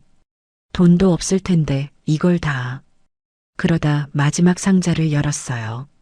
거기에는 제 낡은 옷가지 몇 개와 함께 작은 사진첩 하나가 들어 있었어요. 지혜가 제 아파트 서랍에 있던 걸 챙겨보낸 모양이에요. 사진첩을 펼쳤어요. 까맣게 잊고 살았던 제 젊은 시절 사진이 나왔어요. 일찍 죽은 남편과 찍은 촌스러운 결혼 사진. 그리고 아기 때의 성철이 사진이었어요. 돌잔치 때 제가 한복을 곱게 차려입고 성철이를 안고 세상에서 제일 행복하게 웃고 있었어요. 그 사진을 보는 순간 참았던 눈물이 복물처럼 터져 나왔어요. 성철아, 내 아들. 제가 제 아들을 버린 거잖아요. 아무리 그 녀석이 망난이었어도 제 배 아파 낳은 자식인데요. 그 녀석이 지금 서울에서 빚쟁이들에게 쫓기고 있을 생각을 하니 가슴이 칼로 도려내는 것처럼 아팠어요. 내가 잘못한 걸까? 내가 너무 모질었나? 저는 그 사진첩을 붙들고 한참을 어린아이처럼 울었어요. 얼마나 울었을까요? 누가 밖에서 삐걱하고 대문을 여는 소리가 났어요. 저는 심장이 멎는 줄 알았어요. 설마 성철이가 벌써. 방문이 드르륵 열렸어요. 아이고, 울고 있을 줄 알았지. 춘자 할머니였어요. 할머니는 제 손에 들린 사진첩을 힐끗 보더니 아무 말 없이 방 안으로 들어왔어요. 집 많네. 정리해야지. 할머니는 우는 저를 달래주지 않았어요. 대신 묵묵히 상자에서 그릇을 꺼내 씻기 시작했어요. 울음이 나오면 울어요. 실컷 울어요. 그런데 울면서도 손은 움직여야 해. 그래야 내일 또 밥 먹고 살지. 할머니가 그릇을 닦으며 툭 말했어요. 저는 눈물을 훔치고 일어나서 할머니를 도왔어요. 할머니, 제가 잘못한 걸까요? 제가 떨리는 목소리로 물었어요. 할머니는 그릇 닦던 손을 멈췄어요. 자식이 뭔지 알아요? 네. 자식은 내 뱃속에서 나왔지만 내 것이 아니에요. 언젠가는 떠나보내야 하는 손님 같은 거죠. 그런데 그 손님이 내 집 기둥을 갉아먹고 지붕을 무너뜨리려고 하면 그때는 내보내야 해요. 안 그러면 집주인이 굶어 죽으니까. 할머니의 말이 제 가슴을 세게 때렸어요. 자네는 자네 집을 지킨 거야. 자식놈은 지가지 집을 부순 거고. 울지 마요. 자네 잘못 아니에요. 할머니는 다시 그릇을 닦았어요. 저는 그날 춘자 할머니와 함께 밤늦게까지 지혜가 보내준 살림살이들을 정리했어요. 새 밥솥에 밥을 안 치고 새 냄비에 찌개를 끓이고 새 이불을 깔았어요. 집은 낡았지만 그 안은 새로운 온기로 가득 찼어요. 밤이 깊었어요. 저는 새로 깐 전기장판 위에 춘자 할머니와 마주 앉아 따뜻한 숭늉을 마셨어요. 그때 제 새 휴대전화가 징하고 울렸어요. 지혜였어요. 가슴이 또 철렁 내려앉았죠. 어머님, 지혜의 목소리가 어딘지 모르게 다급했어요. 왜 그래, 지혜야? 무슨 일이야? 성철이가. 아니요. 그게 아니고요. 저 이사했어요. 이사요? 네. 어머님, 저 애들 데리고 그 집 나왔어요. 지금 아주 작은 아파트로 이사 왔어요. 성철 씨가 절대 모르는 곳으로요. 아, 다행이다. 정말 다행이다, 지혜야. 저는 안도의 한숨을 내쉬었어요. 그리고 어머님, 드릴 말씀이. 지혜의 목소리가 다시 낮아졌어요. 그이 성철 씨요. 성철이 왜? 제가 오늘 법원에 서류 다 넣었어요. 이혼하자고요. 그리고 변호사가 그 서류를 성철 씨한테 전달했나 봐요. 그래. 성철 씨가 저한테 전화를 했었어요. 아까 제가 쓰던 번호로요. 막 소리를 지르고 난리가 났었어요. 제가 어머님이랑 짜고 자기 재산을 다 훔쳐갔다고. 지혜의 목소리가 떨리고 있었어요. 지혜야, 괜찮아? 저는 괜찮아요. 그런데 그게 문제가 아니고요. 빚쟁이들, 그 5,500만 원, 그 사람들이 가게로 쳐들어갔었대요. 뭐라고? 어머님, 놀라지 마세요. 가게 엉망진창이 됐어요. 어차피 이제 우리 가게도 아니지만 그 사람들이 건물 팔린 거 알고 성철 씨한테 돈 받으려고 가게에 있던 집기들 다 부수고 난리가 났었대요. 저는 숨이 멎는 것 같았어요. 성철이는 괜찮대? 몰라요. 성철 씨 그 뒤로 전화기가 꺼져 있어요. 집에도 안 들어왔대요. 지금 그 빚쟁이들 피해서 어디론가 도망 다니는 것 같아요. 어머님, 제 말 듣고 계세요? 어머님, 이거 우리가 걱정할 일 아니에요. 그 사람이 자기가 저지른 일 자기가 책임지는 거예요. 어머님은 제발 거기서 아무 생각 마시고 그냥 푹 쉬세요. 네. 전화가 끊겼어요. 저는 숭늉 그릇을 든 채로 그 자리에 굳어버렸어요. 제 아들이 망나니 왼수 같은 녀석이지만 그래도 제 아들인데 지금 서울 길거리에서 깡패들한테 쫓기고 숨어 다니고 있는 거예요. 춘자 할머니가 제 손에서 숭늉 그릇을 조용히 가져갔어요. 인제 잊어요. 할머니, 자네가 여기서 그놈 걱정한다고 달라질 거 하나도 없어요. 그놈은 지 팔자지가 꼰 거고 자네는 인제 자네 팔자 새로 짜야지. 그만 울고 어여자요.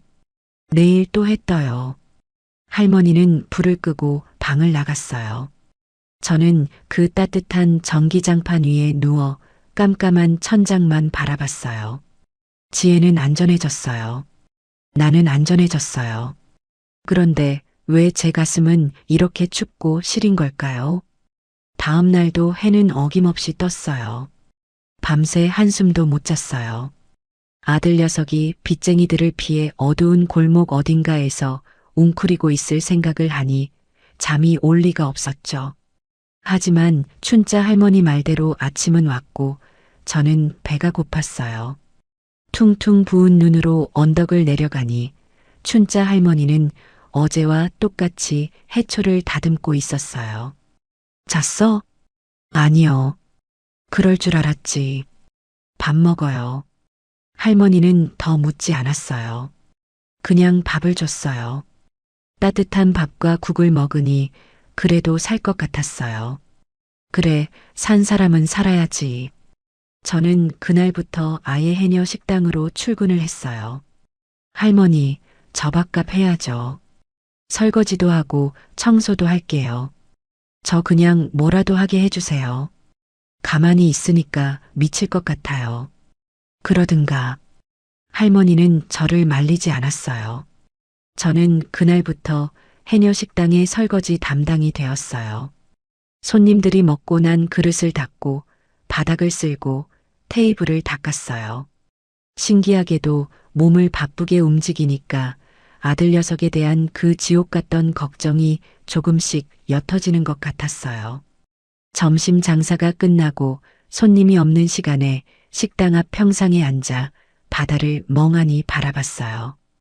이 섬 사람들은 참 무던했어요. 춘자 할머니도 식당에 밥 먹으러 오는 다른 해녀들도 저한테 왜 왔냐, 무슨 일이냐 아무도 묻지 않았어요. 그냥 서울서 온 할머니 그렇게 불러줬죠. 영자씨. 어느 날은 춘자 할머니가 저를 영자씨라고 불렀어요. 성철이 엄마 사모님 그렇게만 불리다가 김영자도 아닌 영자씨라고 불리니 기분이 참 묘했어요. 왜 앉아만 있어? 집 뒤에 그 묵혀둔 밭, 그거 자네가 읽어. 밭이요? 그래, 거기 돌만 좀 골라내면 상추고 깻잎이고 아주 잘 자라는 땅이야. 내일 내가 홈이랑 씨앗 가져다 줄게. 제가 할 수 있을까요? 손이 없어, 발이 없어? 해봐요. 땅은 바다보다 더 정직해. 다음 날부터 저는 농부가 되었어요. 제 집 언덕 위 그 낡은 집 바로 뒤편에는 춘자 할머니 말대로 작은 공터가 있었어요. 수십 년은 아무도 돌보지 않았는지 잡초가 무성하고 돌멩이가 가득했죠. 저는 춘자 할머니가 가져다 준 낡은 호미 하나를 들고 땅을 파기 시작했어요. 첫날은 정말 죽을 것 같았어요. 평생 흙이라고는 만져본 적도 없는데 돌멩이는 왜 그렇게 많은지 파내도 계속 나왔어요. 손바닥이 다 벗겨지고 물집이 잡혔죠. 허리는 끊어질 듯 아팠고요. 내가 지금 뭐 하는 짓인가? 그냥 다 포기하고 서울로 돌아가고 싶은 생각도 들었어요. 그때마다 지혜의 목소리가 들렸어요. 어머님, 한번 왔다 가는 인생, 왜 그렇게 힘들게 살아요? 그래, 내 인생 살기로 했잖아. 이까지 돌멩이가 대수야. 저는 이를 악물고 돌을 골라냈어요. 며칠이 걸렸는지 몰라요. 드디어 잡초와 돌멩이가 다 사라지고 보드라운 속살 같은 황토가 드러났어요. 거기에 춘자 할머니가 준 상추 씨앗을 심고 깻잎 모종을 옮겨 심었어요. 매일 아침 눈을 뜨면 가장 먼저 밭으로 달려갔어요. 물을 주고 잡초를 뽑았죠. 일주일쯤 지났을까요? 세상에, 그 황토 흙 사이로 깨알 같은 초록색 새싹이 돋아난 거예요. 저는 그 새싹 앞에 주저앉았어요. 그 작은 생명이 얼마나 대견하고 예쁜지 눈물이 다 났어요. 내가 내 손으로 뭔가를 키워낸 거예요. 그날 저녁 식당 일을 도와주고 있는데 선착장이 소란스러웠어요. 마지막 배가 들어왔는데 웬 낯선 남자가 내렸다는 거예요. 아이고, 웬 서울 총각이 저렇게 빼입고 왔대? 식당 창문 너머로 보니 정말 키가 멀대같이 크고 양복을 차려입은 남자가 선착장에서 두리번거리고 있었어요. 제 심장이 쿵 하고 내려앉았어요. 설마 성철이는 아니겠죠. 누구 찾아왔나? 춘자 할머니가 그 남자를 빤히 쳐다봤어요. 그때 그 남자가 해녀 식당으로 곧장 걸어오는 거예요. 저는 너무 놀라서 주방 안쪽으로 숨었어요. 딸랑. 종소리가 나고 그 남자가 들어왔어요. 저 실례합니다. 성철이 목소리가 아니었어요. 훨씬 젊고 점잖은 목소리였죠. 누구요? 춘자 할머니가 경계하며 물었어요. 저 혹시 이 섬에 김영자라는 할머니 안 계신가요? 서울에서 오셨는데. 저는 숨이 멎는 것 같았어요. 나를 찾아왔어? 누구지? 춘자 할머니가 저를 힐끗 돌아보더니 그 남자에게 말했어요. 김영자? 그런 사람 없어. 이 섬에는 김씨 할망구 나 하나뿐인데. 난 이춘자지, 이춘자. 잘못 찾아왔어요. 아, 그러세요? 이상하다. 여기 맞다고 들었는데. 그럼 혹시 이 식당 전화번호가 어떻게 되나요? 전화번호는 뭐하러요? 아, 제가 정보를 잘못 알았나 해서요. 여기 전화번호 맞는지 확인만 해보려고요. 춘자 할머니가 미심쩍은 눈으로 남자를 보다가 벽에 걸린 전화번호를 가리켰어요. 남자는 그 번호를 자기 휴대전화에 찍어보더니 고개를 갸웃거렸어요. 아, 죄송합니다. 제가 잘못 찾아온 모양이네요. 안녕히 계세요. 남자는 꾸벅 인사를 하고 식당을 나갔어요. 그리고 그대로 다시 육지로 나가는 배를 타고 사라졌어요. 남자가 가고 나서도 저는 주방 구석에서 나오지 못했어요. 인제 나와요. 갔어. 할머니, 누굴까요? 성철이가 보낸 사람일까요? 글쎄, 아까 그놈 눈빛 보아하니 빚쟁이 같지는 않던데. 아주 반듯하게 생겼더구먼. 저는 불안했어요. 결국 성철이가 제가 있는 곳을 알아낸 걸까요? 그날 밤 저는 잠을 설쳤어요. 그리고 다음 날 아침이었어요. 식당 일을 도와주러 내려갔는데 식당 전화기가 요란하게 울렸어요. 춘자 할머니가 받았죠. 여보세요. 해녀 식당. 누구? 김영자. 그런 사람 없다니까. 할머니가 전화를 끊으려고 했어요. 뭐, 아들이라고? 이 자식이 어따 대고 소리를 질러. 할머니의 목소리가 높아졌어요. 성철이었어요. 제 손이 얼음장처럼 차가워졌어요. 어머니 거기 있는 거 다 알아. 받고? 당장 받고? 수화기 너머로 성철이의 악쓰는 소리가 새어나왔어요. 어제 그 반듯한 남자가 빚쟁이가 아니라 성철이가 보낸 심부름센터 직원이었던 거예요. 제가 있는지 확인하고 식당 전화번호를 알아간 거죠. 춘자 할머니가 저를 쳐다봤어요. 받을 거냐는 눈빛이었죠. 저는 떨리는 손으로 수화기를 받아들었어요. 여보세요. 어머니, 어머니 맞지? 세상에 어떻게 나한테 이럴 수가 있어. 거기 숨어서 행복해요. 성철이의 목소리는 분노로 가득 차 있었어요. 성철아, 어머니, 나 죽게 생겼어. 그 빚쟁이 놈들이 나 잡으려고 혈안이 됐다고. 내가 지금 PC방 구석에서 이 전화하는 거야. 어머니, 돈 있잖아. 다 팔고 갔잖아.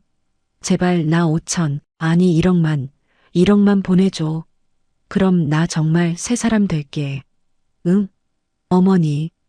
녀석은 여전히 새 사람 타령이었어요. 저는 눈을 감았어요. 그리고 제 밭에 돋아난 그 작은 새싹을 떠올렸어요. 성철아. 어머니. 말해. 보내줄 거지. 너의 인생은 너가 살아. 나 이제 내 인생 살 거야. 뭐라고 지금? 어머니? 나 지금 죽게 생겼다는데 그딴 소리가 나와요. 나 너한테 줄 돈 없어. 다시는 이리로 전화하지 마. 아, 김영자, 너 진짜 나 버릴 거야?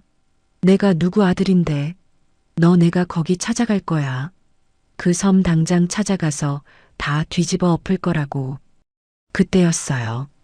춘자 할머니가 제 손에서 수화기를 낚아챘어요. 이 버러지 같은 놈아. 할머니가 수화기에 대고 천둥 같은 소리를 질렀어요. 너 같은 놈은 자식도 아니야. 어디 늙은 어미 등골을 빼먹어. 너 이 섬에 발 한 번만 들여놔봐. 내가 이 섬 사람들 다 풀어서 너 물고기 밥으로 만들어버릴 줄 알아. 다시는 전화하지 마. 쾅! 춘자 할머니가 전화기를 내동댕이 쳤어요. 저는 그 자리에 주저앉아 울었어요. 이게 정말 제 아들과의 마지막 통화였어요. 성철이와의 그 끔찍한 통화가 끝나고 저는 며칠을 알아누웠어요. 몸이 아픈 게 아니라 마음이 너무 아파서 일어날 수가 없었어요. 내가 내 아들한테 물고기 밥이라니.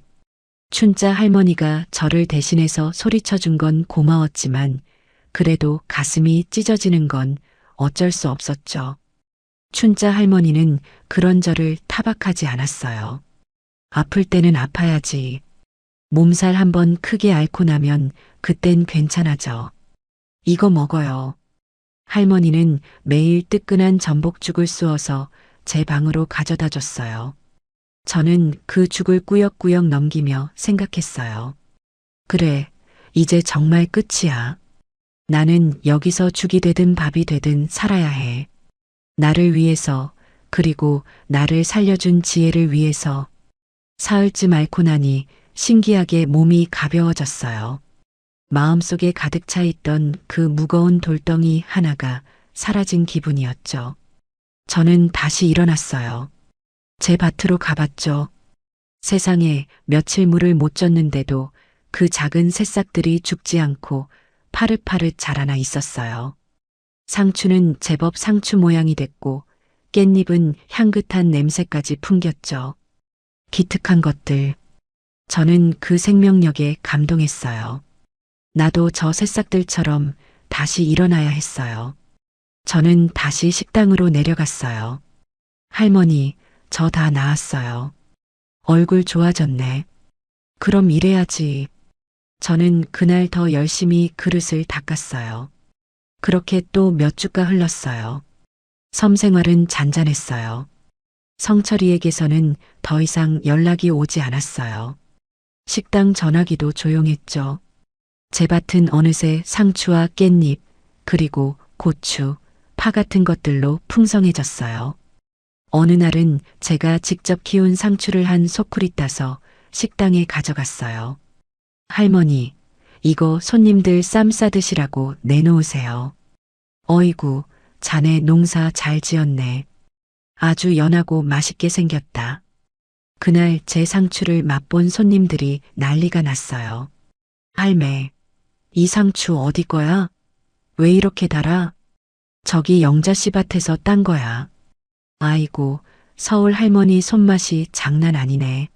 이거 나한테 좀 팔아요. 그게 시작이었어요.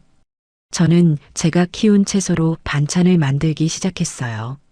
서울에서 성철이 입맛 맞춰주느라 평생 갈고 닦은 제 손맛이었죠.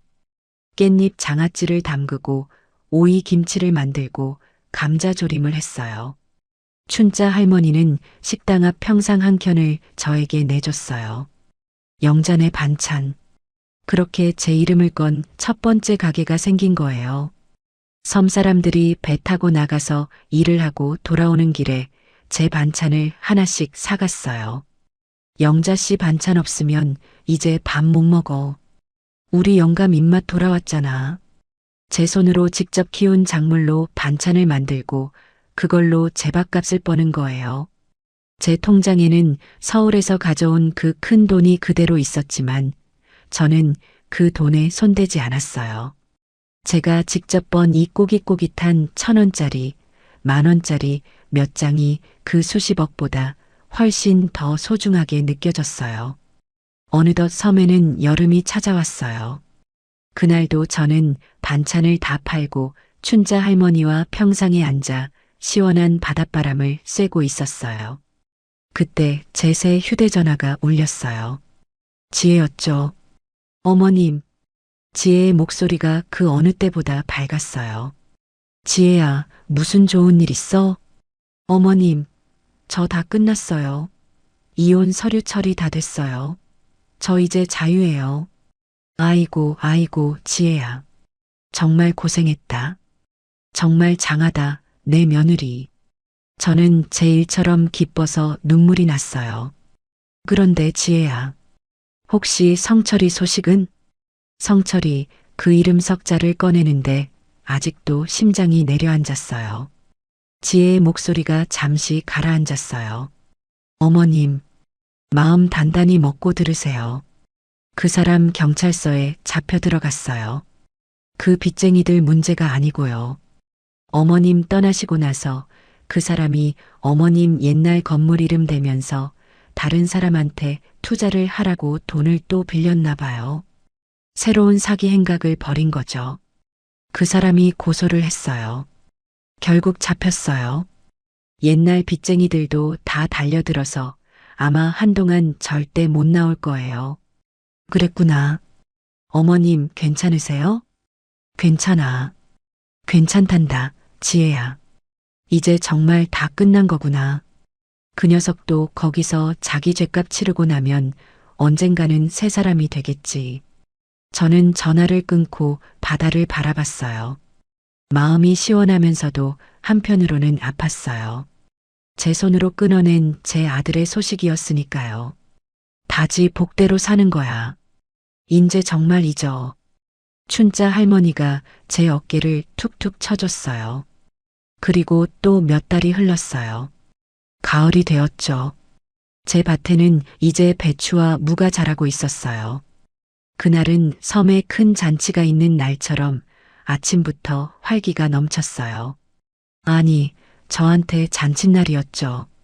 영자씨, 배 들어온다. 손님 왔어. 춘자 할머니가 저를 불렀어요. 저는 반일을 하다가 호미를 던지고 선착장으로 달려갔어요. 배에서 사람들이 내렸어요. 그 중에 제 눈에 익은 모습이 보였죠. 어머님, 지혜였어요. 예전보다 훨씬 얼굴이 밝아지고 예뻐진 지혜였어요. 그리고 그 양옆으로 할머니, 제 눈에 넣어도 아프지 않을 제 손주 둘이 저를 향해 달려오고 있었어요. 아이고, 내 손주들.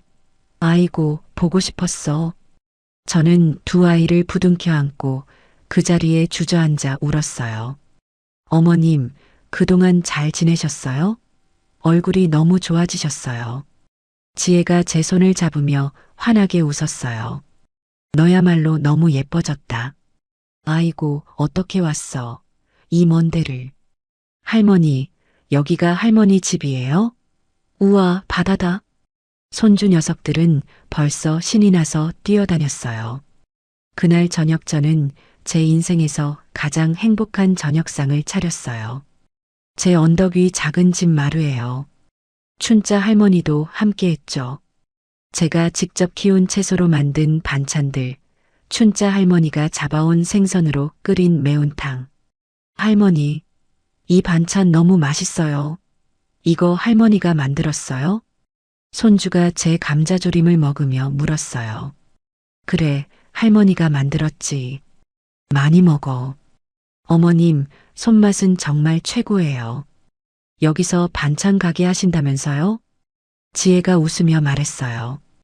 우리는 다 함께 마루에 앉아 저녁밥을 먹었어요. 그리고 제가 이 섬에 온 첫날 아침에 봤던 그 눈부신 풍경.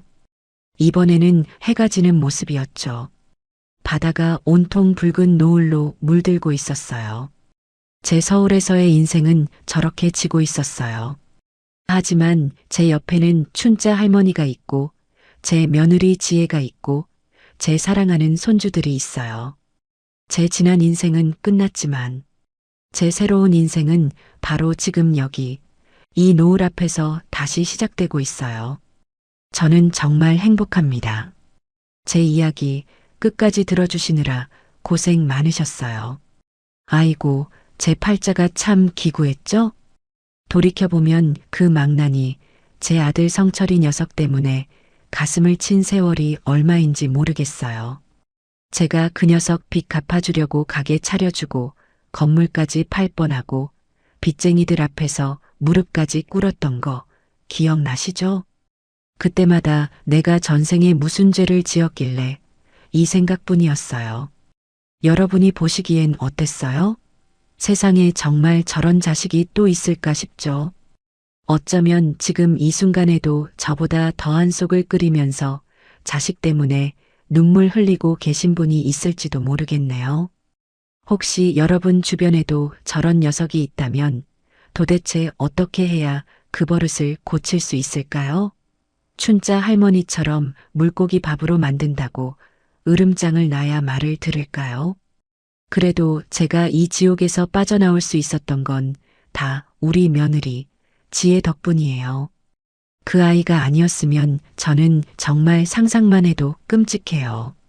며느리가 시어머니한테 어머님, 한 번 사는 인생 왜 그렇게 힘들게 살아요?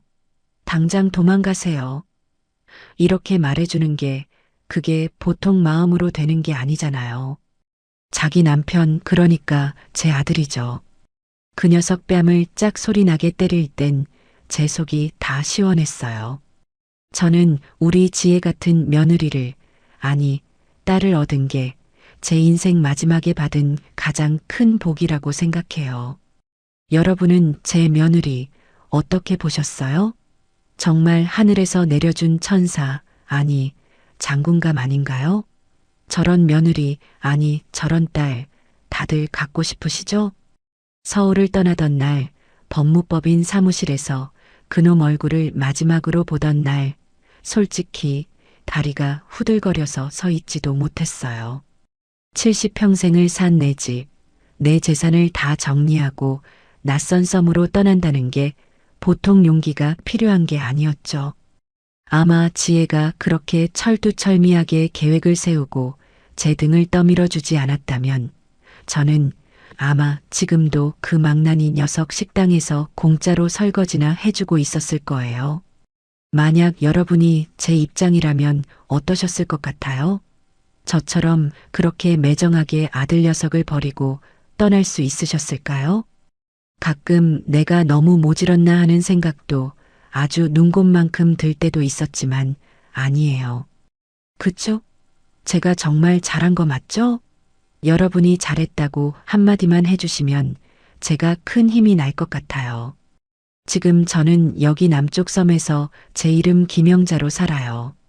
춘자 할머니랑 밥도 먹고 아침마다 제 밭에서 파릇파릇 자라나는 상추랑 깻잎 보는 재미가 얼마나 쏠쏠한지 몰라요.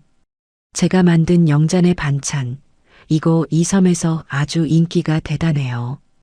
돈은 예전 건물주 할 때 비하면 말도 못하게 적게 벌죠. 하지만 지금이 100배, 1000배는 더 행복해요. 제 손으로 번 돈으로 제 밥 사 먹고 가끔 놀러오는 우리 손주들 주머니에 용돈 찔러주는 이 기쁨을 그 녀석은 평생 모르고 살겠죠. 여러분은 어떠세요? 여러분을 진짜 행복하게 해주는 건 뭔가요? 꼭 좋은 집, 좋은 옷, 그런 게 전부는 아니더라고요. 제 긴긴 이야기를 이렇게 끝까지 들어주셔서 정말 고마워요. 여러분의 이야기도 참 궁금하네요. 제 이야기 들으시면서 어느 대목에서 제일 속이 시원했는지 그것도 알려주세요. 아니면 혹시 지금 저처럼 말 못할 답답한 속사정이 있으신가요? 여기에 댓글로 여러분 마음을 훌훌 털어놔 보세요. 제가 이 바다 앞에서 여러분 이야기 다 들어드리고 응원해 드릴게요.